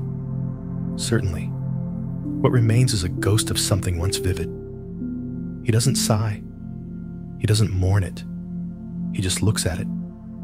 "This was my favorite," he says softly. Not because it was the best, because it was honest. You tilt your head, trying to see what he sees. He runs a hand slowly across the edge, careful not to touch the brushwork. It took me 3 years to understand how to paint that crane. Then one stormy night, a leak opened in the roof. He looks up at the beams with faint amusement. I hadn't noticed until morning. By then, the ink had bled all the way through. My mountain dissolved. The crane's wing was barely a ghost. He steps back, but I left it, and I learned something more valuable than the painting itself. You don't ask what. He waits, then offers, gently, impermanence is not the enemy of art. It's the proof that it mattered. You sit with that, letting it ripple outward. Like the leak that ruined his work also poured a lesson into it. He carefully rewraps the painting and stores it again. Then, he invites you outside. The night is darker now. Lanterns glow from a few windows down the street, but most homes are asleep. Crickets begin their song. Low and rhythmic, you follow the calligrapher down a gravel path, past an old garden gate to a low stone wall. Just beyond it lies an open space, bare soil, flat stones, a single plum tree in bloom. White blossoms drift like stars fallen from the sky. He kneels before the tree, reaches into his sleeve, and draws out a tiny brush. Then, with the quiet grace of someone tending to memory, he picks up a flat rock, palm-sized, smooth, and begins to write. Not with ink, with water. One character, one slow breath at a time. You kneel beside him, watching. The character fades even as he writes it, the water sinking into the porous stone, disappearing just seconds after the stroke finishes. He doesn't stop. He writes another, then another. The strokes aren't meant to last, and yet they matter, because they were given, because they were seen even briefly. Zen monks used to do this every morning, he says. Characters written in water, gone before anyone else awoke. You whisper why he smiles. To remember that practice is enough. That beauty doesn't need to be remembered to be real. The next stone is handed to you. You hesitate. Your fingers tremble a little, but you dip the brush in the bowl of cold spring water and press it gently to stone. One character. You're not even sure which one you wrote, but it doesn't matter, because you watched it rise and vanish, like breath on a mirror, like wind through pine. Gone, but not lost. The calligrapher touches the ground with one hand as he rises again. We return to silence, he says, and it welcomes us every time. You both walk back toward the hanok, feet crunching softly on gravel, the scent of plum blossoms lingering on your sleeves. When you enter, the inkstone is still on the table. The scroll with the character for peace still dry, curling lightly. And now, something new sits beside it. A bowl of spring water and a stack of blank river stones. Waiting. By now, you've grown accustomed to the rhythm of the hanok, the quiet sighs of the paper walls as the air shifts, the weight of silence that never presses, only invites. It no longer feels foreign. It feels like returning to a place you forgot you once knew. The next morning, clouds hang low over the village, brushing the mountains like sleeves across a sleeping face. Rain threatens, but doesn't arrive. The calligrapher is already at work when you wake, bent over the table in deep stillness, not writing, but watching the brush in his hand as if waiting for it to tell him when to begin. You approach, careful not to disrupt the space. On the paper before him is a character you don't recognize, at least not right away. It's long, flowing, with a stroke that feels like wind caught in a narrow pass.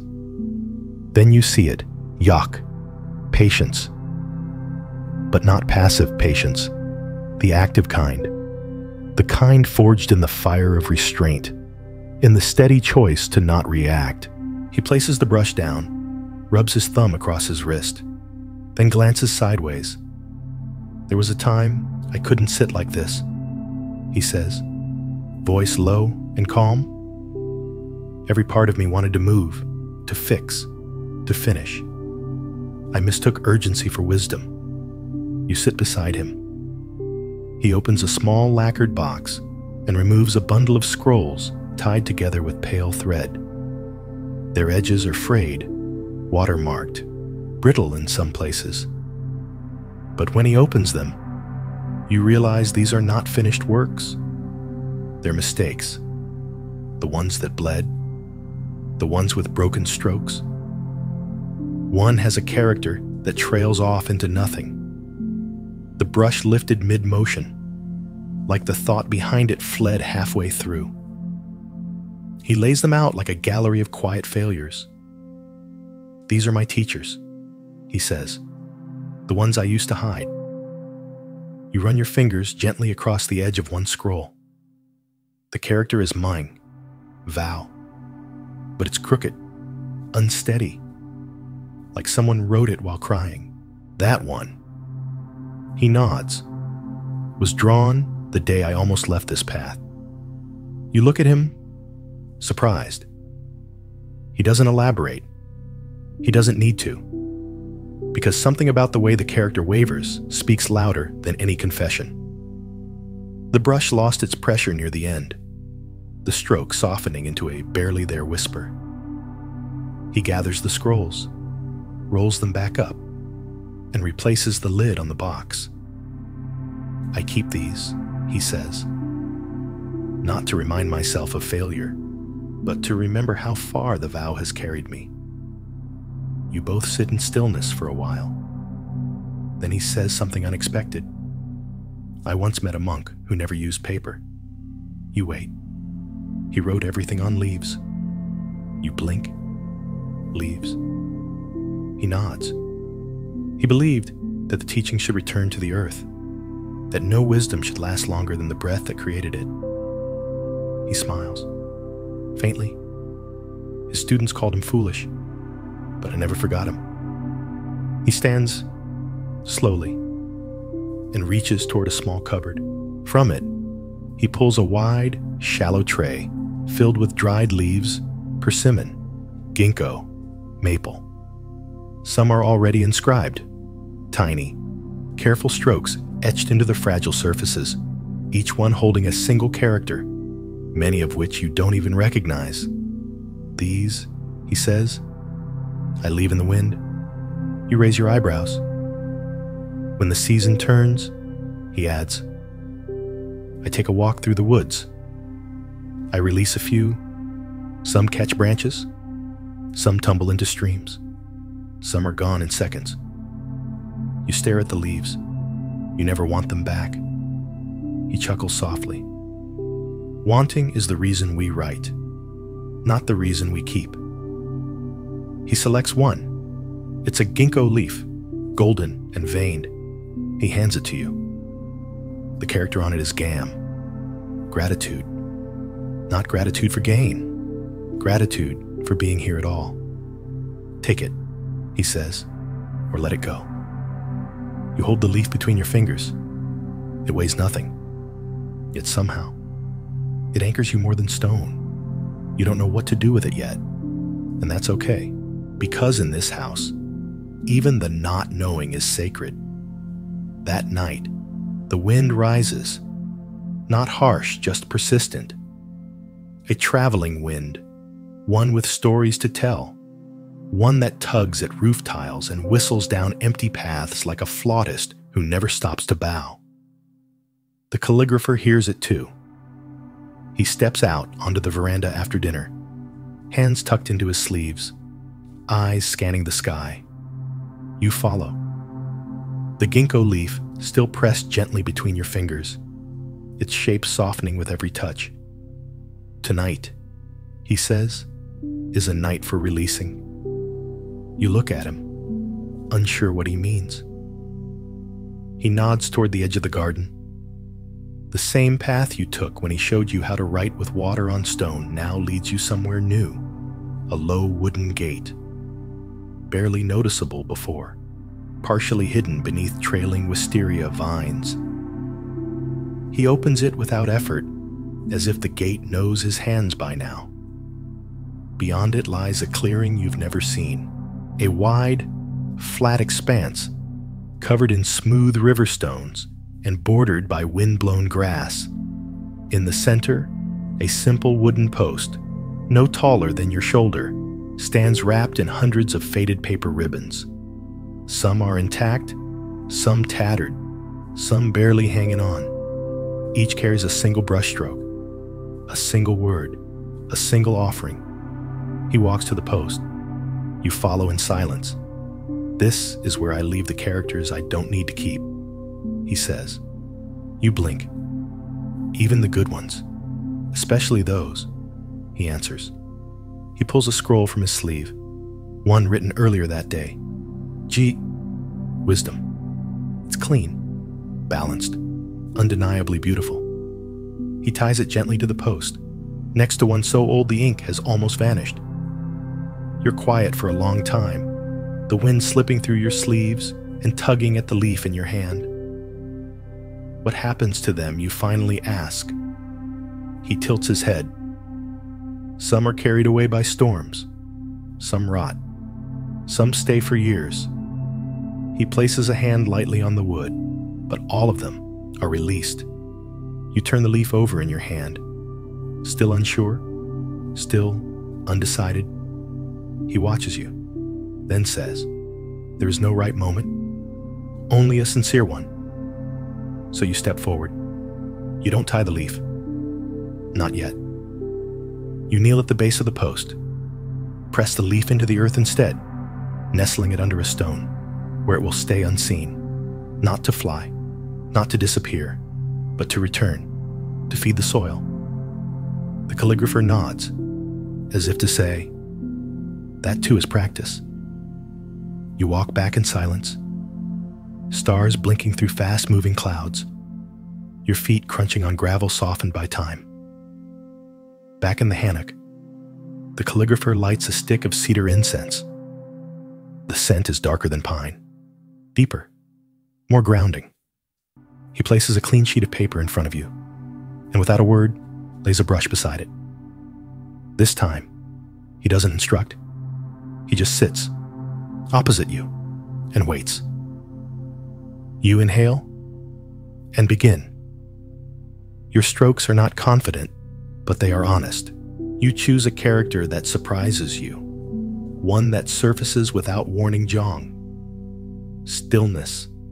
It's imperfect. The bottom leans left. The upper sweep curves too sharply. But the moment is clear, and he sees it. He lifts a fresh scroll and draws a companion character beside yours. So, smallness. Together, they read stillness in smallness. You smile. He returns it not with pride, but with knowing. Then he says, "One more." You blink. "Just one more character?" He clarifies. Before sleep, you pick up the brush again. Ink, paper, breath. And the character that rises now feels like a lullaby one, circle. It completes nothing. It simply returns to itself. You and the calligrapher sit in its silence. And for a moment, nothing needs to be spoken, because everything is already here. The fire has dwindled to coals, their glow pulsing like a slow heartbeat in the quiet room. You and the calligrapher remain seated, the paper before you still holding the circle you just drew. One. You can't stop looking at it. The way it returns to itself, not perfectly symmetrical, but full of movement. It's not a circle drawn to contain. It's a circle drawn to release. The calligrapher closes his eyes for a moment, as if the brushstrokes still linger inside him. Then he begins to draw. You don't even notice at first, until the rustle of paper calls your attention back. His strokes are soft, barely pressing against the page, but full of intention. His body is slower now, his shoulders heavier, but his hand moves like the tip of a branch in wind still connected to something larger. He writes one character, Hua, harmony. Then he writes another beside it, In, endurance. The scroll, even with only 2 characters, feels full, complete, like a conversation distilled to 2 gestures.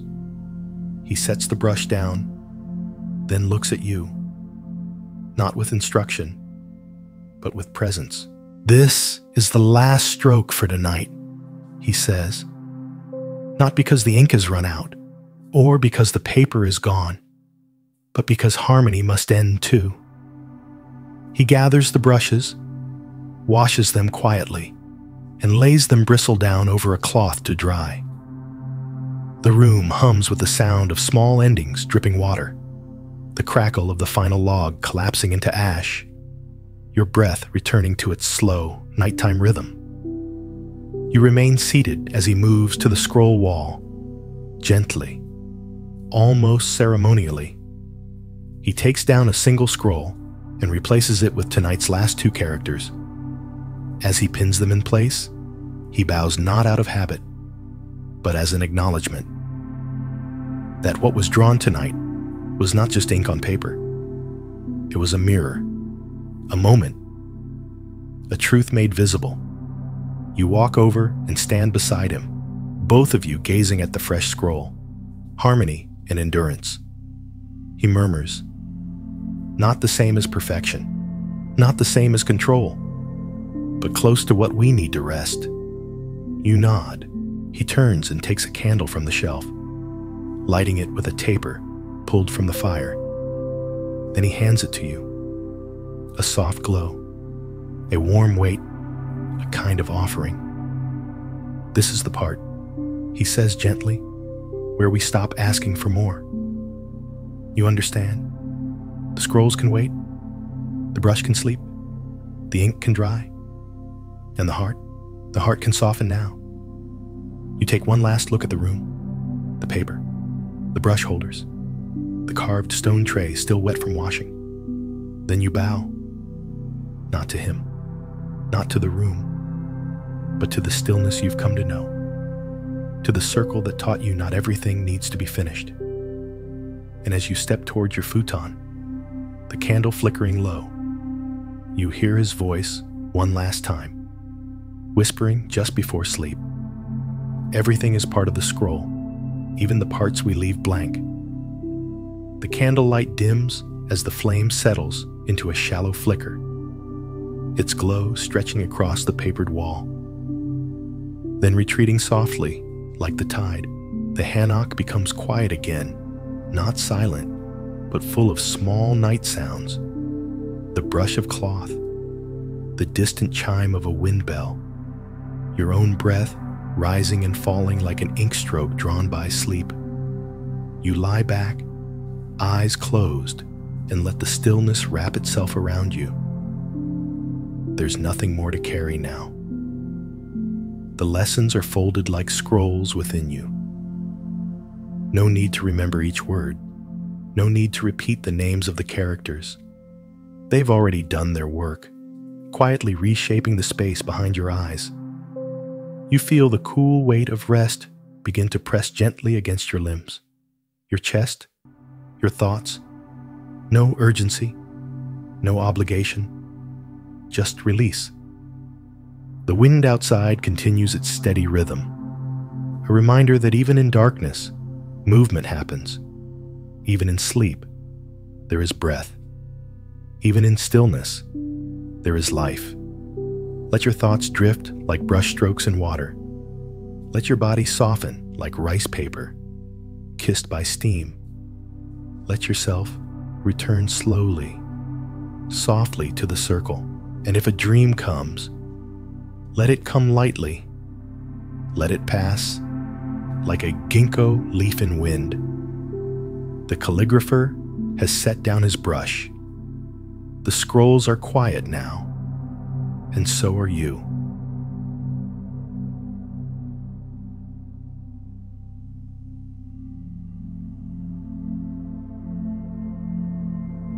Next, We walk down a quiet alley lit by paper lanterns, their soft glow fluttering across cobblestones still damp from an earlier rain. The air smells of cedar dust and faint incense, curling from under warped wooden doors. Somewhere nearby, a wind chime stirs not because of wind, but because someone inside has just shifted slightly, breathing, carving, watching. You follow the sound, not knowing why, until you find yourself standing before a tiny shop. Its wooden sign hangs crooked, the paint faded into nothing. But behind the rice paper window, dozens of faces wait masks, painted with expressions both familiar and strange. The door creaks as you step inside. Not loud, just enough to let the person behind the counter know you're here. He doesn't look up right away. He's focused, brushing fine black paint into the edge of a porcelain smile. You watch his hand steady, deliberate, not a twitch out of place. The brush moves like a breath slow, present, reverent. He looks older than you'd guessed, not aged, but worn smooth like driftwood. Or a temple bell rung 1,000 times. His eyes meet yours and don't blink. He nods once, wordlessly, as if he expected you. This, you later learn, is Elias. He makes masks for the village, not the kind for parties or costumes, though people wear them to both. These are masks that whisper, that conceal and reveal in equal measure. On the shelves behind him are dozens, no, hundreds of faces, some grinning, others scowling, some blank as winter sky. Each one carved from wood, polished until it gleams, and then painted by hand with pigments made from herbs, ash, ochre, and thyme. You're drawn to one mask in particular. Its eyes are soft, its lips slightly parted, like it was about to speak or maybe sigh. You can't explain why it feels familiar, not in a haunting way, more like how a mirror feels familiar, but only when you're really looking. Elias notices your gaze, but says nothing. He simply returns to his work, dipping his brush, steadying his wrist. The silence stretches, but it's not uncomfortable.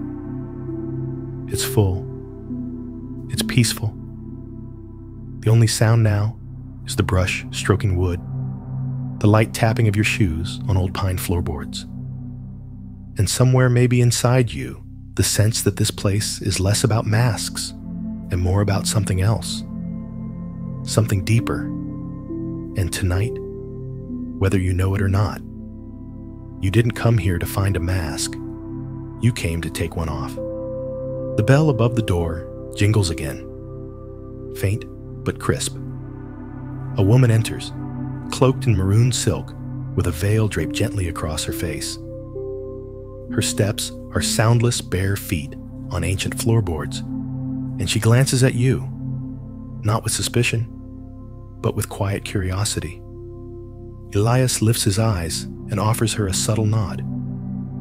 She nods back, then places a small drawstring pouch on the counter. It lands with a soft clink, heavy with coins, or maybe something else entirely. She does not speak. Instead, she gestures to a specific mask on the upper wall, a stern, angular face with deep brow lines and lips pressed into dignified control. Elias studies her for a moment, then lifts it down with reverence. You watch as he gently places it on her face. It fits perfectly, as if it were made for her bones, her breath, her unspoken story. She inhales once, deeply, and in that moment, something shifts, not on her face, but in the way she stands. Straighter, still, strong. Then she turns and leaves, never uttering a word. The silence she leaves behind is more articulate than speech. You glance at Elias, but he's already back at his table, sanding a fresh mask. That one was for grief, he murmurs, almost to himself. The kind that doesn't want to be seen, but demands to be carried. And you suddenly realize this isn't just a mask shop. It's a place of transformation. These aren't disguises. They're invitations to step more deeply into yourself. The studio is a tapestry of contrasts. There's the earthy scent of cedarwood mixed with aged parchment and the faint tang of pine resin.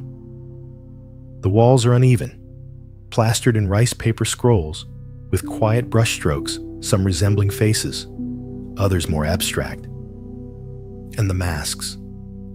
They seem to look back at you, each with its own emotional fingerprint. One, for instance, smiles too widely, its eyes twitching upward in exaggerated joy. Elias calls it politeness. It sells well, he says dryly, but no one ever wants to wear it for long. He shows you another carved from dark acacia wood, its surface smooth but knotted. This one has no mouth. Silence. He names it. People think it means calm, but it really means not being heard. These are the lessons no one teaches aloud.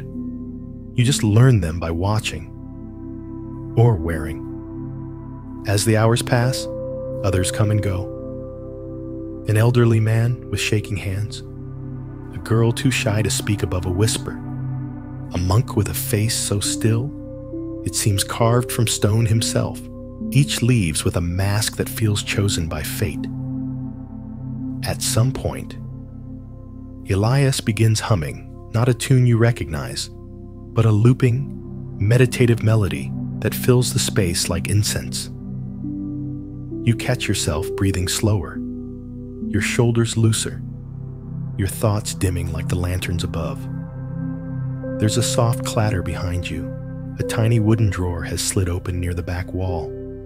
Inside, tucked among brush bristles and curved blades, lies a folded paper with careful ink marks. A quote in a language you don't understand. Elias sees you looking and smiles. It's Sanskrit, he says, gently unfolding it. What is not yours? Let it go. Your masks are borrowed. You say nothing, but those words echo somewhere in your chest. You're no longer just observing. You're part of the room now, its hush, its rhythm, its ritual. The studio welcomes you, not with warmth, but with truth. And strangely, that feels warmer. Outside, the sun has faded entirely. Lanterns hum a little brighter, throwing long shadows across the walls. You notice, for the first time, that many masks are missing small gaps in the rows where faces once hung. Elias notices your gaze. They only stay as long as they're needed, he murmurs. And just like that, you realize something startling. These masks don't just cover you. They reveal who you thought you had to be, and gently, quietly, invite you to question that. A soft breeze sneaks through the half-open door, brushing against your cheek like a whisper. You're not cold. You're beginning to wake up.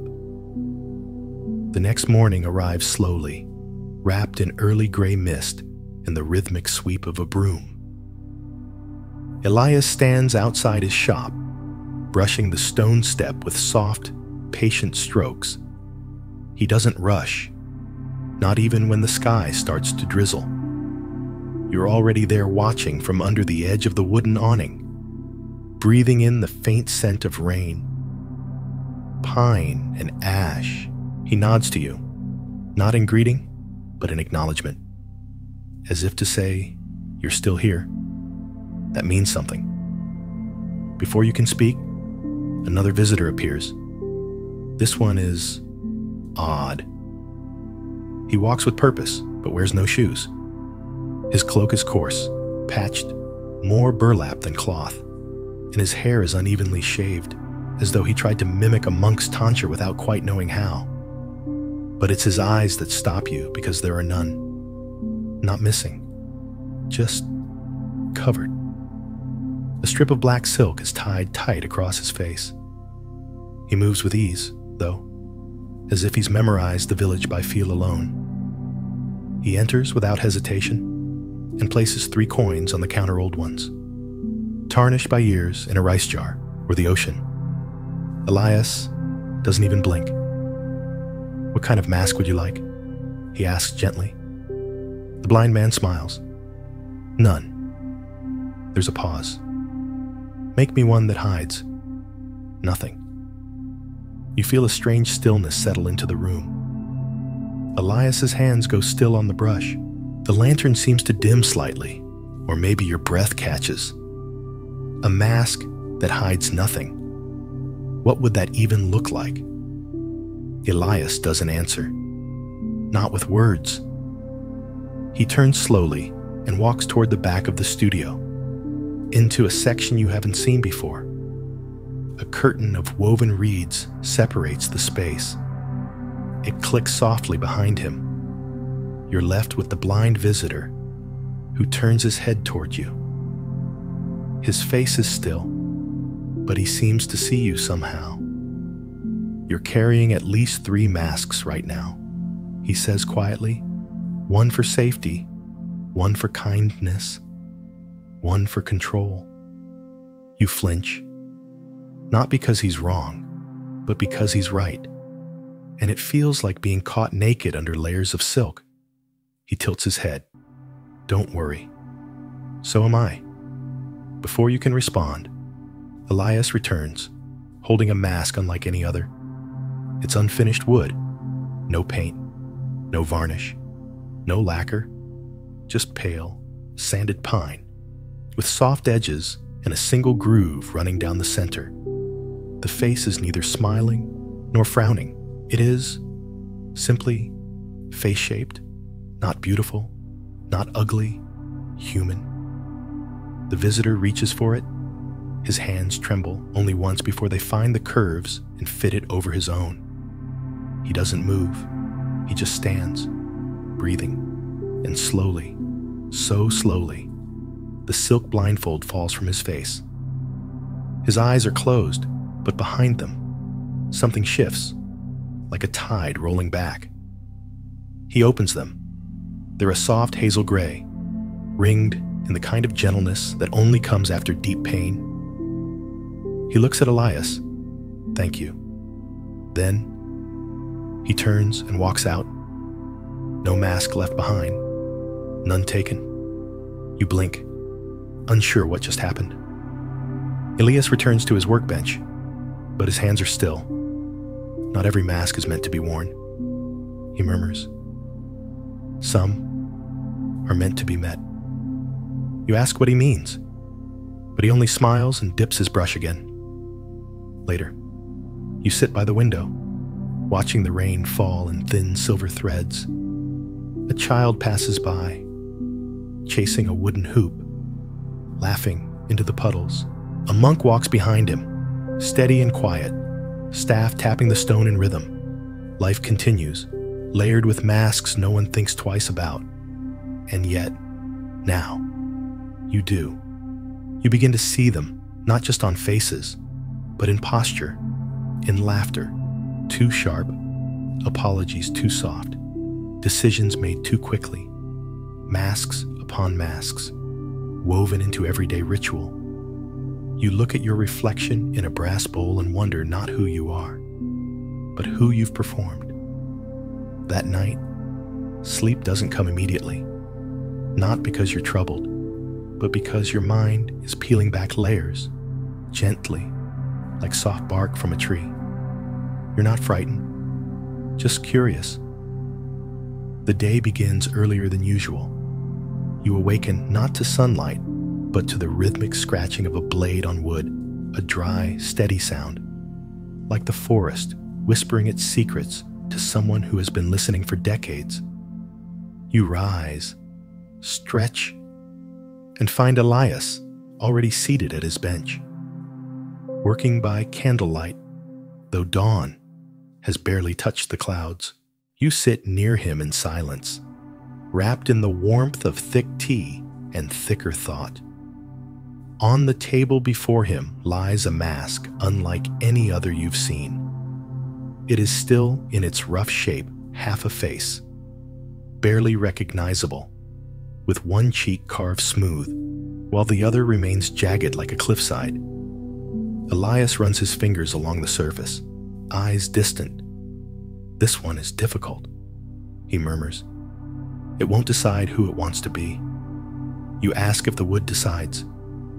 He nods slowly. "Always.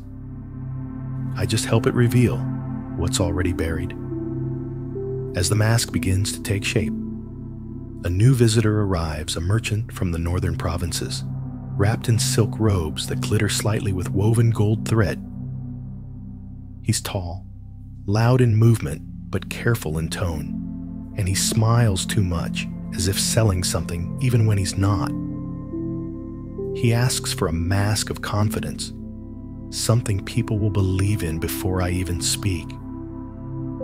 Elias gestures for him to sit and begins to study the man's face, his real face, the lines at the edges of his eyes, the twitch in his cheek, the way his fingers tug gently at his sleeve when he thinks no one's watching.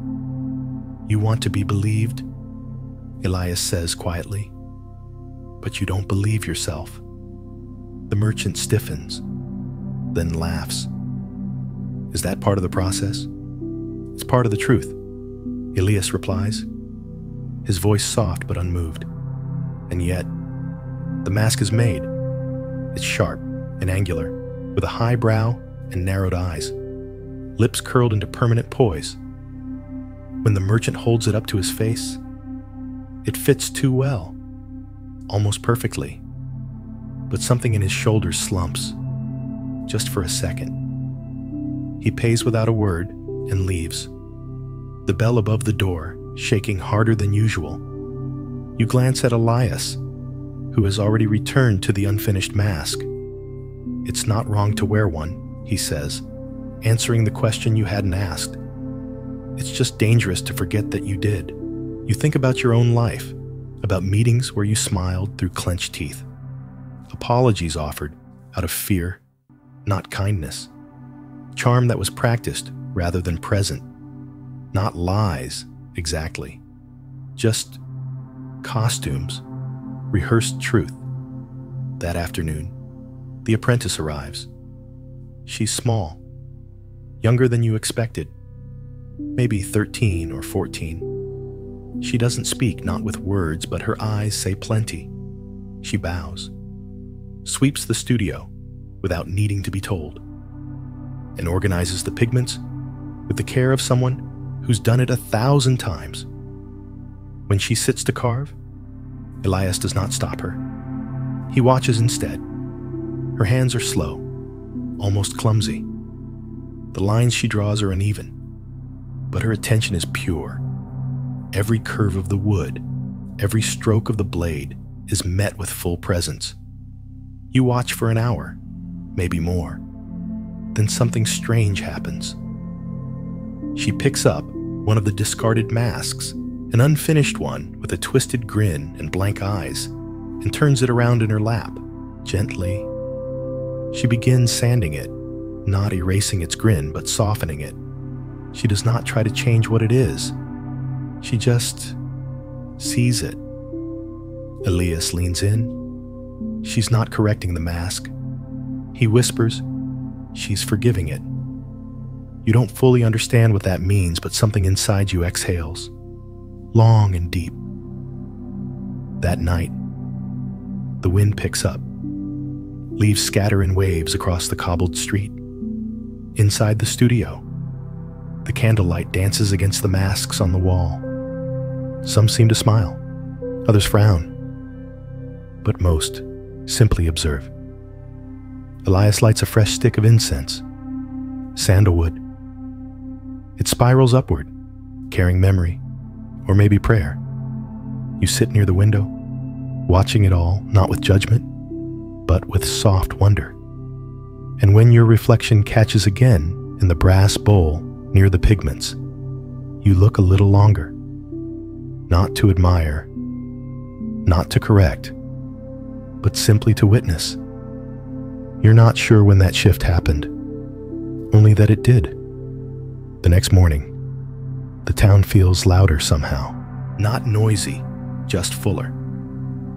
People pass the shop in small waves, a woman leading a goat with bells tied to its horns, a boy carrying firewood too large for his frame, two elders arguing softly about which tea stall opens earlier. The world goes on. And yet, inside the mask maker's studio, time folds inward like parchment. Today, Elias does not carve. Instead, he walks with you to the back room, where masks long since finished are stacked in rows behind reed curtains. These are the ones never claimed commissions left unpaid, pieces made in silence and never spoken for, expressions no one dared to wear. He picks up a small, cracked mask, shaped like a fox's face, sharp eyes, narrow snout, mouth curled in permanent cleverness. It's beautiful, even charming. But the crack running across the brow tells another story. This one, Elias says, turning it in his hands, was for a man who lied so well. He convinced himself. You ask what happened. He stopped showing up. Elias shrugs, maybe because he knew that wearing it would make it harder to stop lying. He places the fox mask gently back in its resting place and chooses another, a simple one, with hollow eyes and no mouth. This, he continues, was meant for a mother who lost her son. She said she wanted a mask that wouldn't let anything slip through. No tears, no sound, just stillness. You feel something tighten in your chest. The hollowness of the mask feels heavy, though it weighs almost nothing in Elias's palm. Did she wear it? She tried. He looks out the window. But grief has its own shape. It can't be masked. It eats through wood. It seeps through paint. He sets the mask down and sighs. Not heavily, just knowingly. You're beginning to understand that Elias is not just a craftsman. He's a mirror. And this studio is less a shop and more a meditation on who people pretend to be and who they become while pretending. Later that day, a group of children visits the shop. They arrive in a rush of laughter and mischief, all barefoot and wild-eyed. One by one, they try on masks, giggling at their warped reflections in a polished bowl of water on the bench. A lion mask, a jester, a moon-shaped face with arched brows and teardrops on each cheek. The children are loud, but Elias doesn't stop them. He watches, a ghost of a smile on his lips. And you notice the apprentice does too. But she doesn't smile. She watches like a sculptor watches stone, curious what's inside. One boy grabs a mask too big for his head. It's an angry face, sharp jaw, flared nostrils, a furrowed brow so deep it looks like a riverbed in drought. He puts it on and immediately roars, chasing the others. But when he stops in front of the polished bowl, his eyes shift, his shoulders stiffen, his roar softens into a cough. He takes the mask off quickly. That's the thing about reflections. They don't care if you're pretending. When the children leave, Elias wipes down the masks gently, one by one. Children test masks like dreams, he says. They try them on, toss them off, forget them. Adults, they keep wearing them even when they don't fit anymore. That evening, a storm rolls in, not violent, just insistent. Rain taps the paper windows with careful knuckles. Thunder rumbles far off, like a drum roll that never climaxes. You sit with Elias and the apprentice in the amber warmth of the studio, tea steaming between your hands. He's sanding again. A new mask. The grain is tight, stubborn. The wood resists. He doesn't fight it. He breathes with it. You ask if he's ever made a mask for himself. He pauses, then smiles. I've made hundreds, he says, but I haven't worn one in years. You nod, uncertain what that means, but trusting it. As the wind shakes the eaves and the scent of pine and candle wax fills the room, Elias says something so quietly, you almost miss it. We wear masks not to deceive others, he murmurs, but to survive ourselves.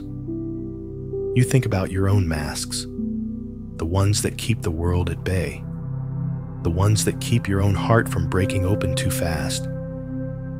And somewhere, in the gentle hush of storm and flame, you begin to wonder, what might it feel like to survive without them? The days pass, like breath slow, silent, unnoticed until you stop to feel them.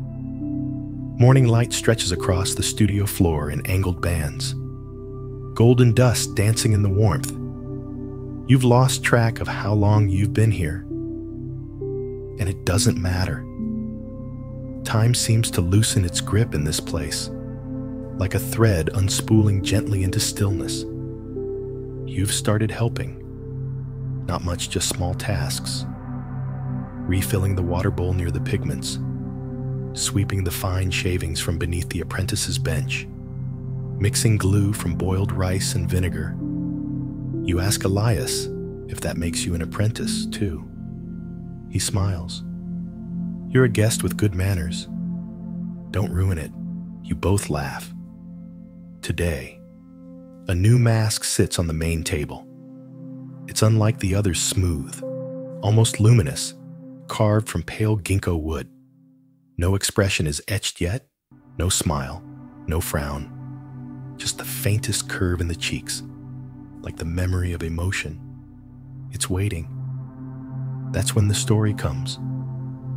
Elias begins carving while speaking not to you directly, but to the wood, or perhaps to the space between you both.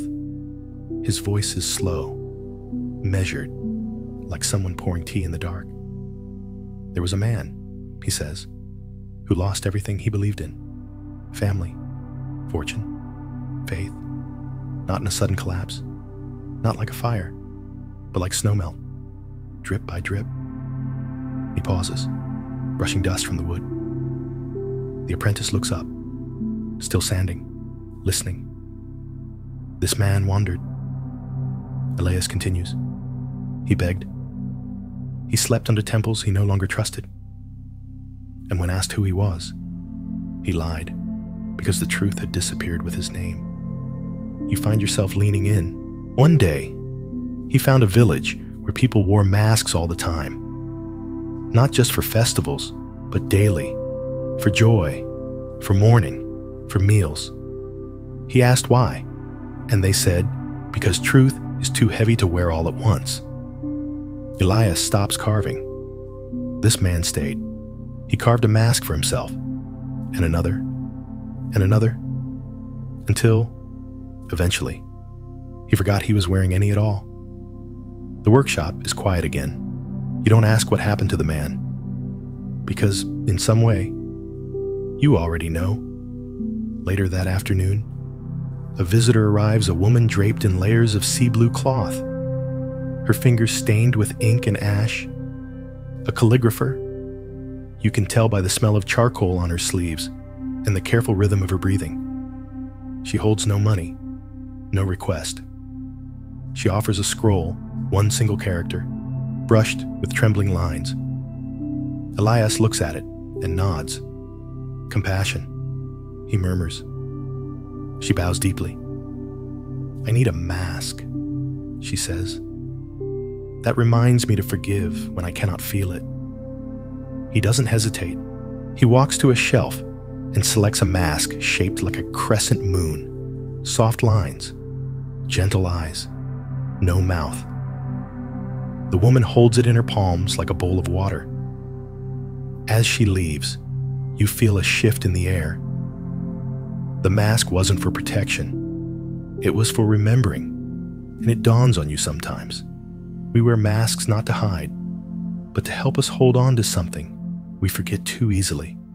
Patience, kindness, courage. The mask is not always a lie.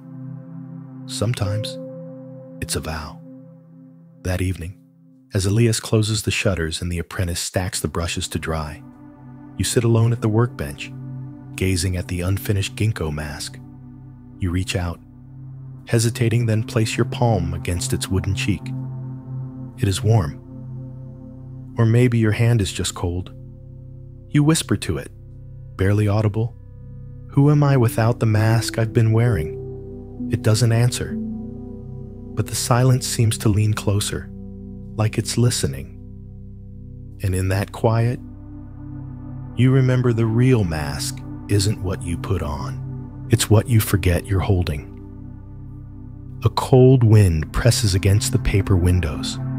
Outside, the season has shifted without fanfare. The leaves are sharper now, redder, stiffer, crisp like fire held still. You wrap your robe tighter as you step into the studio, where a soft scent of sandalwood smoke floats lazily above the shelves.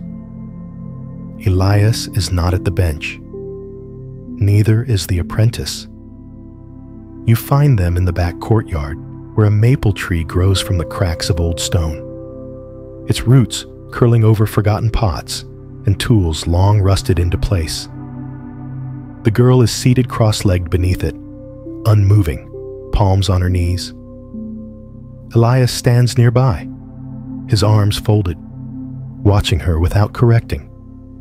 She opens her eyes slowly when you arrive, not startled, just present. She's learning to carve without tools. Elias says, "You blink." He chuckles softly, not literally. She's learning to see the form inside before lifting the blade. It sounds impossible, and yet, you understand. A still mind sees more than a hurried hand ever could. You sit beside them, not speaking. The wind lifts a few golden leaves, spinning them through the air like wandering thoughts. One lands on your shoulder. You leave it there. Later, inside, Elias begins working again, but today, he pulls out a mask you haven't seen before. It's broken, split clean across the center. One half remains smooth, polished, noble. The other is warped, its paint flaked off. The wood beneath splintered like a cracked egg. This belonged to a man who thought kindness made him weak. Elias explains, his voice slower than usual. He asked for a mask that would make people respect him. So I carved this. You touch the smooth side. It feels cold, controlled. What happened? He wore it too long. Forgot it was a mask. Elias runs a finger along the fracture. Then one day, someone showed him kindness he didn't understand, and the mask broke. You exhale slowly. The silence that follows is filled only by the scraping of a carving knife nearby the apprentice, refining a new piece, perhaps for someone not yet ready to wear it. That evening, something unexpected happens. A visitor comes not to buy, but to return. It's the governor. You recognize him immediately, the elegant man from weeks ago who had commissioned the grand, imposing mask, the one he wore like armor. Now, he walks in wearing no mask at all. His eyes are tired, his clothes simpler. He carries the mask in both hands, wrapped in a crimson cloth like a sacred object. He places it on the table and bows, low and long.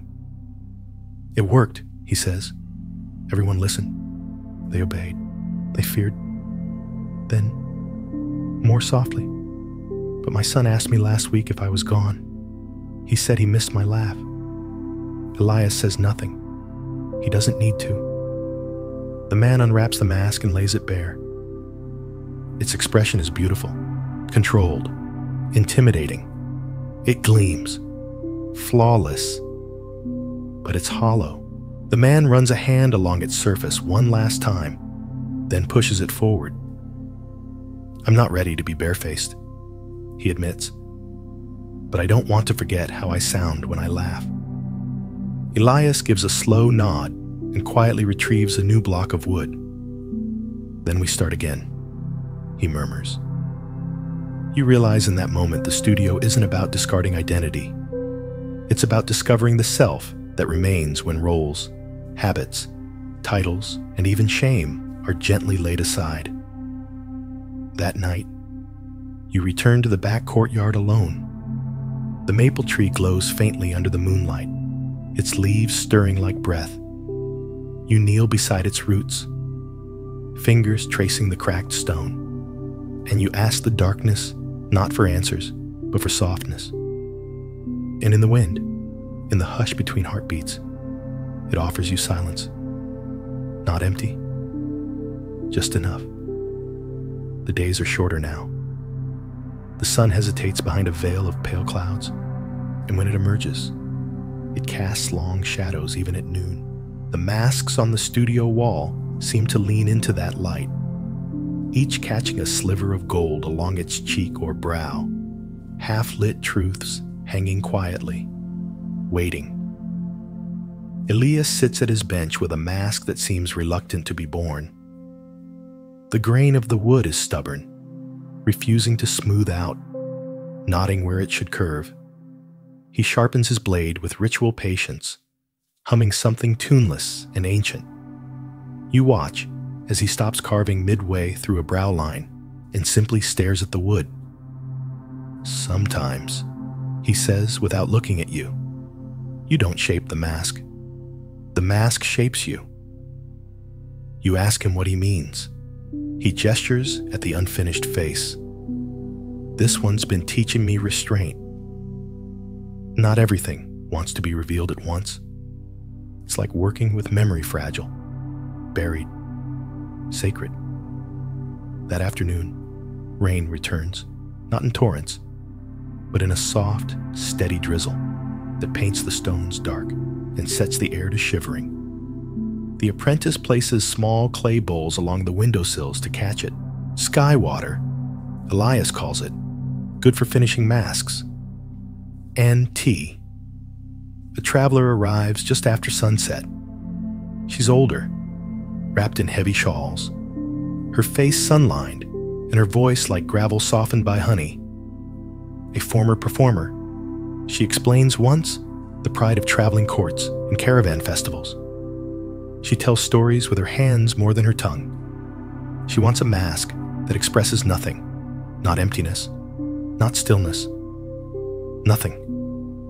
Elias raises an eyebrow. No sorrow, she explains. No joy, just the space between. He nods. The request is strange, but not unfamiliar. Nothing is a shape too, he says. As he works, she watches, but not the carving. She watches the shadows, the way they lengthen and stretch and fold across the walls. She tells you, softly, that the hardest part of retiring wasn't losing applause. It was realizing she'd only ever played roles. Dozens of them. And somewhere in that tapestry of characters, she misplaced her own name. You understand, she smiles at you with her eyes. No mask required. The mask Elias makes for her is subtle, the kind you wouldn't look at twice. No sharp lines, no strong features, just a gentle slope of cheek and a neutral mouth. It's beautiful because it refuses to speak louder than silence. When she puts it on, she closes her eyes. She breathes out. And when she breathes in again, her shoulders lift differently. Not in pain, not in pride, just enough. She stays for tea. Rain still taps gently at the roof, and the studio feels warmer than it has in days. The apprentice serves from a pot of steeped chrysanthemum and sky water. You sit in the corner, noticing how no one speaks unless necessary. Even then, words come out like folded linens, clean, soft, placed with care. After the traveler leaves, Elias doesn't return to carving. He just stands before the wall of masks, looking at each one as if seeing them anew. He picks up a mask you don't recognize, a dark one, with no features at all, no eyes, no mouth, just a smooth oval of polished blackwood. This one, he says softly, was for a man who wanted to disappear. You feel a pang in your chest. Did he? Elias pauses. He never came back to collect it. You don't ask what that means. You don't want to know. That night, you dream of faces, not nightmares. Just shifting expressions. Yours, others. Masks you've worn and didn't even realize. You wake with a single phrase echoing in your mind. The face you show the world is rarely the one that listens when you're alone. It's market day. The village square hums with energy baskets of dried herbs and ginger root, woven rugs, rice cakes steaming from wide pans. The soundscape is all clinking copper, soft bargaining, distant laughter. Yet the studio remains still, like the eye of a spinning wheel. You watch the scene from the doorway, warm tea in your hands, mask light glinting off the walls behind you. Then you hear it raised voices. Not angry, but brittle with strain. A man and his son enter the shop. The father's posture is tight, broad shoulders squared, jaw locked. He speaks with that clipped kindness meant for outsiders but sharpened by fatigue. The son trails behind, maybe 13, eyes flitting to the masks as if searching for one that might explain his father. I need a mask, the man says, for authority, but not cruelty, something dignified, unshakable. Elias looks at him for a long time. You don't strike me as unsure. I'm not. Then why wear a mask at all? The man hesitates. The boy looks down. No one says the real thing. Elias nods slowly. Come back this afternoon. I'll have something ready. When they leave, the room feels quieter than usual, like a held breath. You look at Elias, and he sighs, rubbing his forehead. People ask for what they think others need from them, not what they need from themselves. He begins to work. The mask is wide-browed, set with a long nose and eyes half-lidded, like someone just at the edge of fatigue. It isn't a mask of power. It's a mask of someone trying not to fall apart. You realize it's not for the father at all. When they return, Elias hands the boy the mask. Not the father. The boy startles. Me? Elias nods. He's asking you to respect him, but only you can decide whether to. The father flushes first in anger, then in something closer to shame. He opens his mouth to speak, then closes it again. Finally, he lowers his gaze. Do you have one for listening? He asks. Quietly. Elias reaches beneath the bench and lifts a mask that's thinner, softer. The eyes are wider. The mouth is almost invisible, but its presence is undeniable. The kind of face that doesn't interrupt, that waits. The father takes it. He says nothing, just bows. The two of them leave together, not quite side by side, but closer. Later that evening, Elias doesn't carve. Instead, he takes down one of the oldest masks from the high shelf, a faded piece of red maple, small and plain, with cracks webbed like river tributaries across its surface. This one, he says, holding it gently, was the first I ever made for myself. You ask what it represented? Anger I didn't understand. He replies, I thought if I carved it, I could control it. But every time I wore it, I became it. He sets the mask down. reverently. So I stopped wearing it, and eventually, I stopped being it. You look around the studio, suddenly aware of how many masks are really just feelings in disguise, shame with a painted smile, fear with widened eyes, longing disguised as ambition. Outside, dusk is falling fast. You light the lanterns, one by one. Their glow returns warmth to the corners of the studio, touching the faces on the wall, one at a time, until the whole room feels like it's breathing. Elias sits beside you. Most people think masks hide, he says, but they also reveal what we think we need to become, what we wish we weren't, what we're too afraid to say aloud. He sips his tea, letting the silence stretch. When we stop needing them, he continues, we don't destroy them. We just stop mistaking them for ourselves.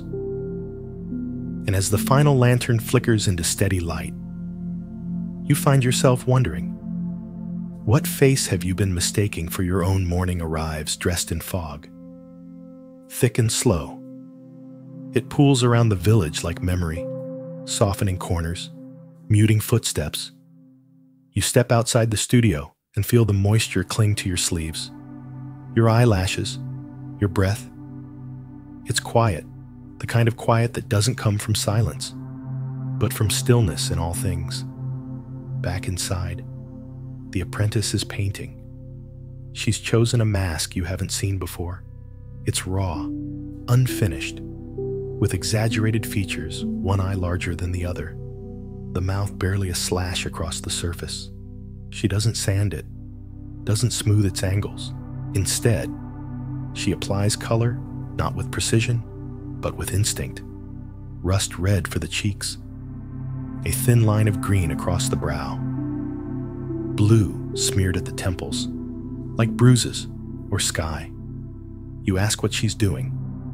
She holds up the mask for you to see. It's how sadness felt when I couldn't name it. She signs with her hands. You sit down beside her, slower than usual. There's no need to rush. Her fingers move with the rhythm of breath. That day you arrived, Elias says behind you. She hadn't spoken in months, not with hands, not with eyes, not with anything. He leans in. That was the first time she carved again. You glance at the apprentice. She's not listening. Or maybe she is. She paints as if the world is whispering through her. Later, Elias leads you to the courtyard again. The maple leaves have dropped now, carpeting the ground in reds and ochres. The branches above are bare, but not barren just between phases. You asked once, he says, if I still wore masks. You nod. He doesn't smile, doesn't frown, just breathes. I do, he says. Every time someone expects me to be the wise old man with answers, every time someone comes here needing comfort and I'm not feeling strong, I wear the mask of stillness because it helps them. And sometimes it helps me too. You sit with that. You don't have to throw your masks away. He continues. Just learn when to take them off. The wind picks up. The leaves skitter like forgotten letters. One lands near your foot. You let it be. That afternoon, a woman enters the shop with a strange request. I want to see what my face would look like if I had forgiven him. No context, no explanation. Just that. Elias says nothing, simply gestures for her to sit. He carves for hours. You watch the form take shape, lips parted, not in a smile, but in acceptance. Brows relaxed, cheeks not lifted, not heavy, just soft. At peace. When he finishes, she doesn't try it on. She just looks at it, tears welling but not falling. She bows and leaves. Elias wraps the mask in cloth and places it on a shelf high above the others. She'll be back, he says. And you know she will. That evening, the studio feels especially full. Not of people, but of presence. Masks line the walls, the shelves, the work tables, each one a moment in time, a version of someone's truth, a gesture toward who they were, who they feared they were, who they hoped they might become. You sit with your journal unopened. You think about writing, but the words feel too heavy tonight. So instead, you listen to the creak of wood, the clink of brushes in the water bowl, the whisper of the apprentice's sleeves as she moves, and beneath all of it, the quiet hum of impermanence. Tomorrow, these moments will be gone, but tonight, they are everything. The festival of 1,000 faces arrives without warning. One moment, the village is its quiet, familiar self. The next, red streamers flutter from balconies. Incense smoke threads the alleys, and music drifts through the air, soft flutes, hand drums, wooden chimes ringing like laughter on wind. Children run barefoot, faces streaked with paint and mischief. Every person wears a mask, every single one, even the dogs. You step outside the studio and pause, stunned. The square is alive with color, sound, and the low thrum of shared playfulness. An old woman tosses petals into the air while wearing a fox mask twice the size of her face. A pair of lovers dance in slow spirals, their masks nearly touching his. A weeping willow, hers, the sun. You turn to Elias. He's already fastening a mask to his own face. Its familiar, slightly curved lips, a twinkle at the corner of the eyes. A subtle smile that says, I know something you don't, and I'll never tell it cruelly. You recognize it as the same mask he wore when you arrived. You don't carve during the festival, you ask. He shakes his head. Today is not for shaping, it's for wearing. The apprentice appears beside him, tying on a delicate mask shaped like a moth fragile, luminous, shadowed at the edges. You ask if she made it. She nods once, hands folded. You'll need one, too, Elias says, guiding you back inside. He leads you to a small drawer beneath the workbench, one you haven't noticed before. Inside rests a simple mask, pale ash wood, smooth, no smile, no frown, just a soft line at the mouth. It's the closest thing to a mirror you've ever held. You hesitate. He shrugs. Masks aren't lies. They're pauses, temporary truths. Wear it. See what it shows you. Outside, the festival swells. You walk among masked faces, trying to guess who's behind what. But the point isn't to guess, it's to forget. To step away from assumptions. To let the mask say what the heart is afraid to. You spot the merchant again, the one who once demanded confidence. Today, he wears a laughing child's face. Not sarcastic, not proud, just joy. He sees you and bows. In a tucked-away alley, a monk chants softly beneath a paper lantern. His mask is blank. It glows under candlelight, reflecting everything and nothing. You pass dancers, drummers, vendors selling candied ginger and folded lotus leaves. A girl hands you a blossom and skips away, her mask painted with the moon's phases. You laugh without meaning to, and it sounds different, like it came from a part of you that forgot how to pretend. The night thickens. Elias finds you again near the well. He hands you a cup of rice water with a sprig of mint and sits beside you. Most people believe they lose themselves in masks, he says. You nod. But what they really lose, he continues, is the pressure to be consistent. The fire dancers begin. They leap and spin in the center of the square, flames arcing like meteors. The crowd claps. Someone plays a low, steady drum beat that seems to pulse through your chest. You watch, mask still on, but the longer you wear it, the less you feel it. Not because it vanishes, but because you do. And somehow, that feels more honest than anything you've done in weeks. Back in the studio later, Elias removes his mask with a long exhale. He sets it gently on the shelf and looks at you not through performance, but through quiet pride. Sometimes, he says, a face becomes truer through invention. Just for a moment, just enough. You set your own mask beside his and feel, for the first time, like you're looking at a version of yourself you don't want to run from. The festival ends the way dreams do, not with a bang, but with a gentle slipping away. By morning, the streamers have wilted.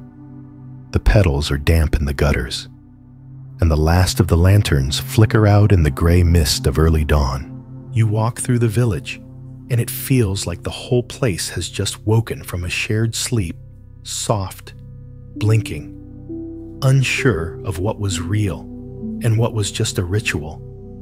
Back in the studio, Elias is already sweeping the floor. The apprentice kneels beside a stack of masks left on the doorstep overnight, some painted with bold colors, others cracked down the middle. A few are anonymous donations. Some, you sense, were left with deep reluctance.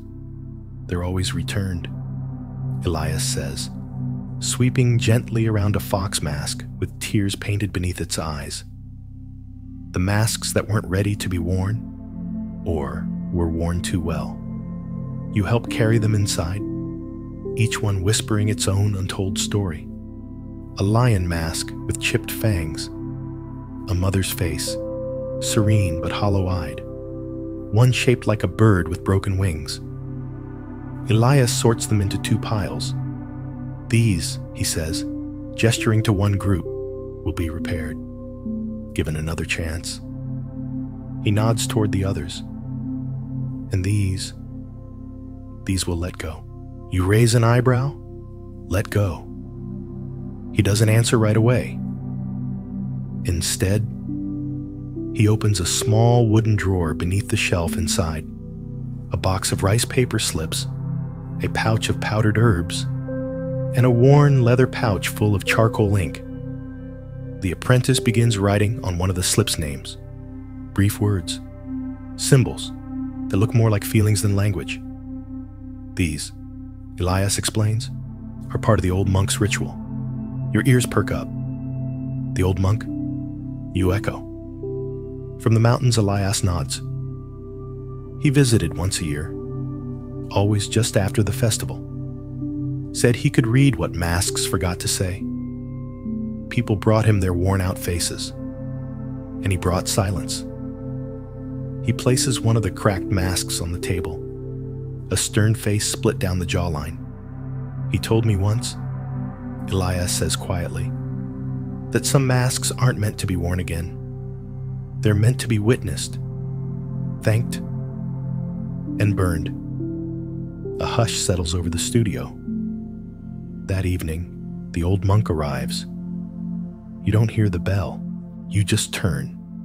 And there he is, robed in worn indigo cloth, sandals dusted from the road, eyes the color of storm-washed stone.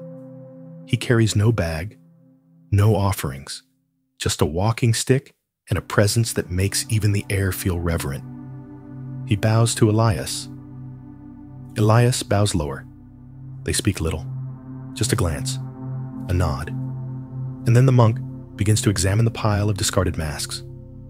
One by one, he lifts each to eye level, pausing, breathing, not judging, but listening. When he lifts the bird mask with the broken wings, he closes his eyes. This one still believes it's a cage, he says. He sets it aside. Later, The monk sits at the fire pit behind the studio. Elias, the apprentice, and you follow, silently. One by one, the masks chosen for release are placed on the firewood, each with a slip of rice paper tucked beneath its chin. You watch the old monk light the flame. The fire starts slow, just smoke, then whispering crackles. When the masks begin to burn, they do not scream or split. They melt gently, like old stories finally told. The smoke curls upward, carrying silence with it. Nobody speaks, not out of solemnity, but out of respect. The kind of quiet that follows a great truth. As the fire fades, the monk remains still. Finally, he turns to you. You're wearing one now, he says gently. Your hand moves instinctively toward your face. But of course, there's nothing there. He smiles. Not cruelly, not kindly, just knowingly. You'll know when it's time, he adds, to let that one go too. He bows again, deeper this time, and walks off into the dusk. Elias doesn't follow. Neither do you. Because the lesson, as always, is not in the mask, but in the moment you learn how to thank it. The next morning brings no visitors, no coins on the counter, no footsteps on the stone, just the soft creak of wood expanding in the sun, and the faint rustle of drying herbs tied above the window. It feels like the whole world has exhaled. You help the apprentice organize pigments, reds into one dish, ground malachite into another, powdered bone white into a third. Her movements are precise but unhurried. Her concentration deep as still water. Elias sharpens his tools with a rhythm that almost sounds like breath. Today, he's working blindfolded. You watch with quiet astonishment as his knife glides along the edge of a half-formed cheekbone. No hesitation, no guesswork. Each motion guided by touch, by intuition, by something deeper than sight. You ask him why.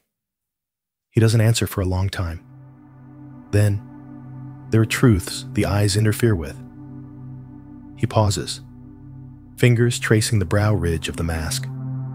When you carve without looking, you meet what's really there. Not what you want to see, not what others expect. You nod slowly. A silence grows between you, not empty, but full. Like the space between raindrops or heartbeats. You glance down at the pigments and ask, almost without thinking, what color is honesty? The apprentice looks up. She signs one word, clear. Later in the day, a man you don't recognize arrives tall, thin, with a scholar's hands and a hermit's beard. He bows politely, offers no small talk. Instead, he lays a single folded cloth on the table. Inside is a mask, old, crumbling, faded by sun and years. Its mouth is open wide, but not in joy or pain, just openness. The expression of someone trying to speak and never quite managing it. Elias picks it up carefully. Yours. The man nods. Once, he hesitates. I wore it during my teaching years. When I thought wisdom meant sounding sure of everything. Students loved it. Parents trusted it. But eventually, I couldn't tell if it was still me beneath it. He looks down at his hands. I don't want it to vanish. I just don't want it to own me anymore. Elias nods. Would you like to revise it? The man considers, then shakes his head. I'd like to sit with it, just once, and then leave it behind. Elias offers him the bench, and for the next hour, the man does nothing but hold the mask. His fingers don't move much. His eyes don't well up. He simply breathes, long and deep, as if inhaling all the weight of that part of his life, and then slowly letting it go. When he leaves, he bows again, but his spine is a little straighter. That evening, Elias works on a new mask. You ask who it's for? He shrugs. Maybe no one. Maybe everyone. The design is strange, asymmetrical. One half serene, the other cracked and unfinished. It makes you uncomfortable just to look at, but also curious. That one, he says without looking up, is about duality. You ask light and shadow. He nods. Clarity and confusion, grace and ego, strength and the trembling beneath it. Every face carries all of it. You think about that long after the tools are put away. As night falls, the three of you, Elias, the apprentice, and you sit on the studio floor, sipping warm barley tea. No one speaks. You're not avoiding conversation. There's just nothing to fix. The masks on the walls shimmer in the lantern light. Dozens of faces, dozens of stories, dozens of unspoken truths carved into cedar, birch, pine, and somehow, without saying it, you know, this place doesn't ask you to be anyone. It simply invites you to remember who you are underneath it all.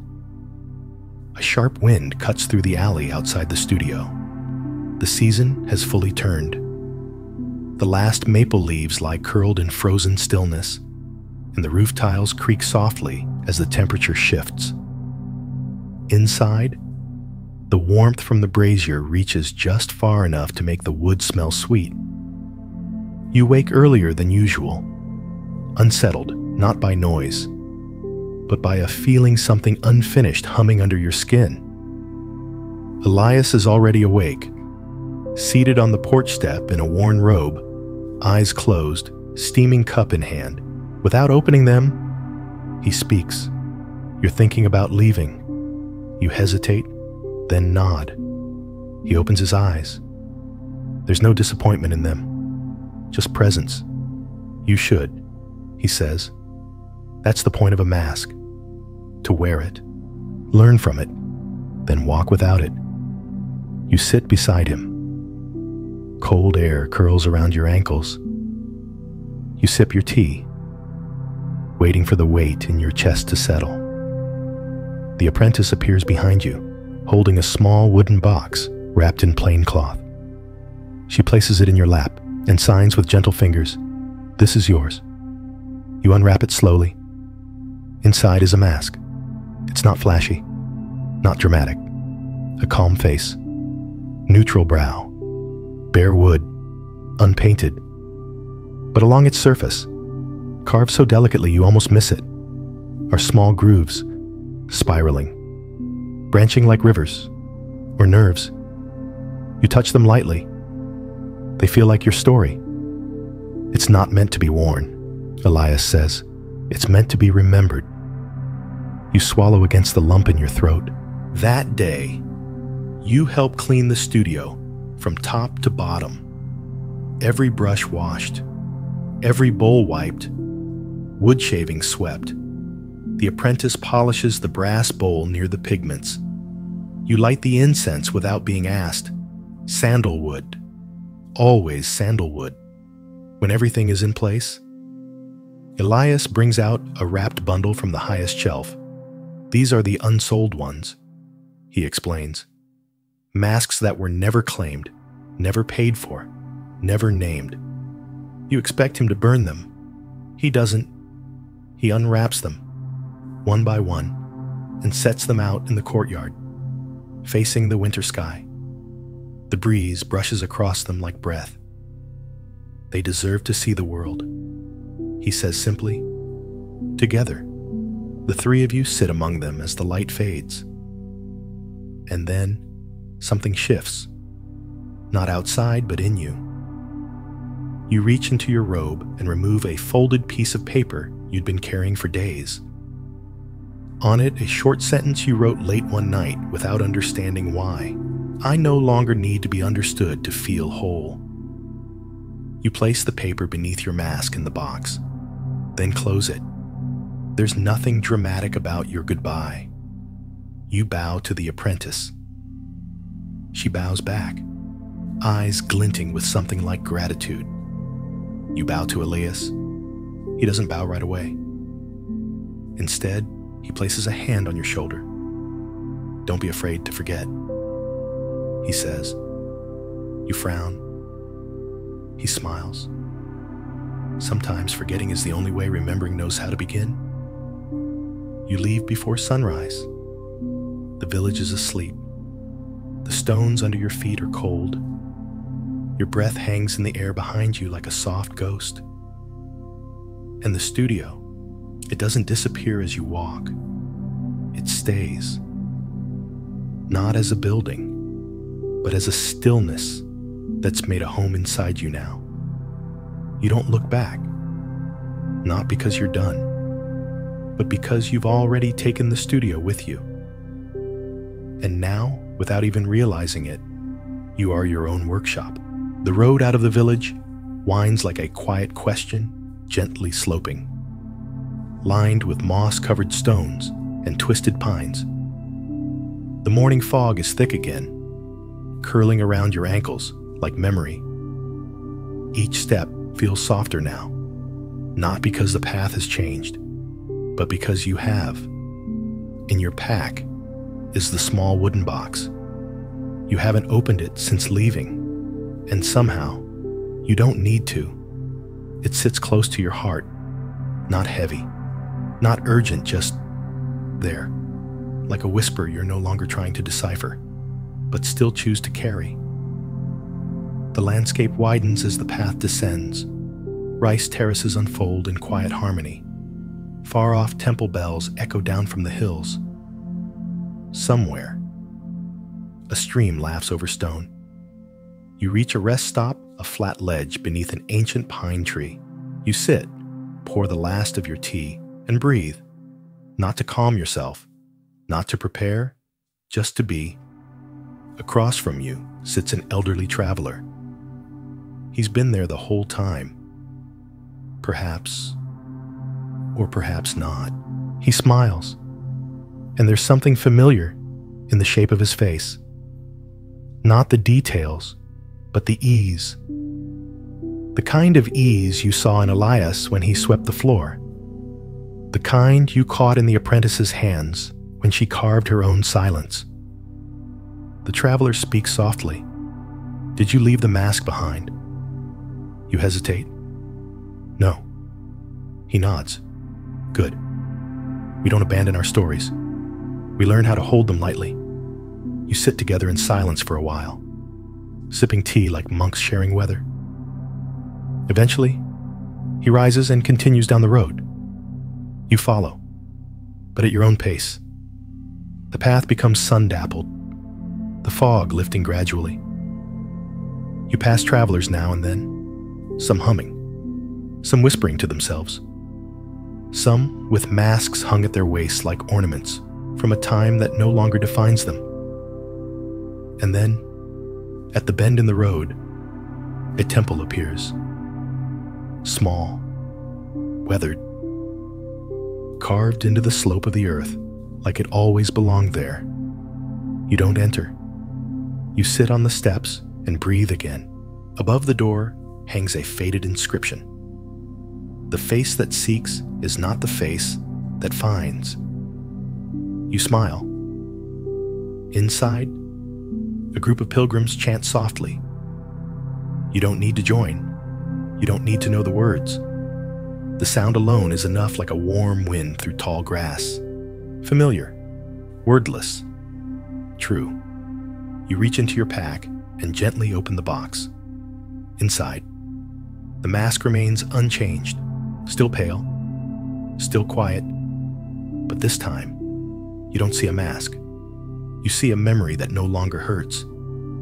You see forgiveness with no one to blame. You see yourself, not the version others asked for, or the one you performed into existence, but the face that was always waiting underneath. And without thinking, you do something unexpected. You lift the mask to your own face, not to hide, but to thank it, to honor what it taught you. Then you set it gently beside you on the temple step, not left behind. not taken with, just free. A breeze moves through the pine trees. A bell chimes softly in the distance. And in that moment, you understand you are not a mask. You are the silence that remains after it's been set down. You are the breath that continues after the performance ends. You are the space between the carving and the wood. You are the story that never needed to be told, allowed to be real. You close your eyes, and the wind whispers, "You're home now." Now. As we reach the close of tonight's journey, let everything soften your jaw, your fingers, your thoughts. Let them unravel gently, like ribbons untied after a long day. If there's still a mask resting in your mind, something you wore to protect, to perform, to please know that it can rest now too. You don't need to fix anything in this moment. Not yourself, not the past, not anyone else's version of who you should be. Just breathe. Feel the way your chest rises, the way your body settles deeper into where you are. You are not what you feared. You are not what you forced. You are simply here whole, even in your most fragmented places. Let the teachings drift through you that nothing is permanent, not even the masks we wear. That each breath is a doorway. That every burden has a handle. And sometimes all we need is to hold it differently. If memories rise, let them pass like clouds. If emotion comes, welcome it like rain on dry soil.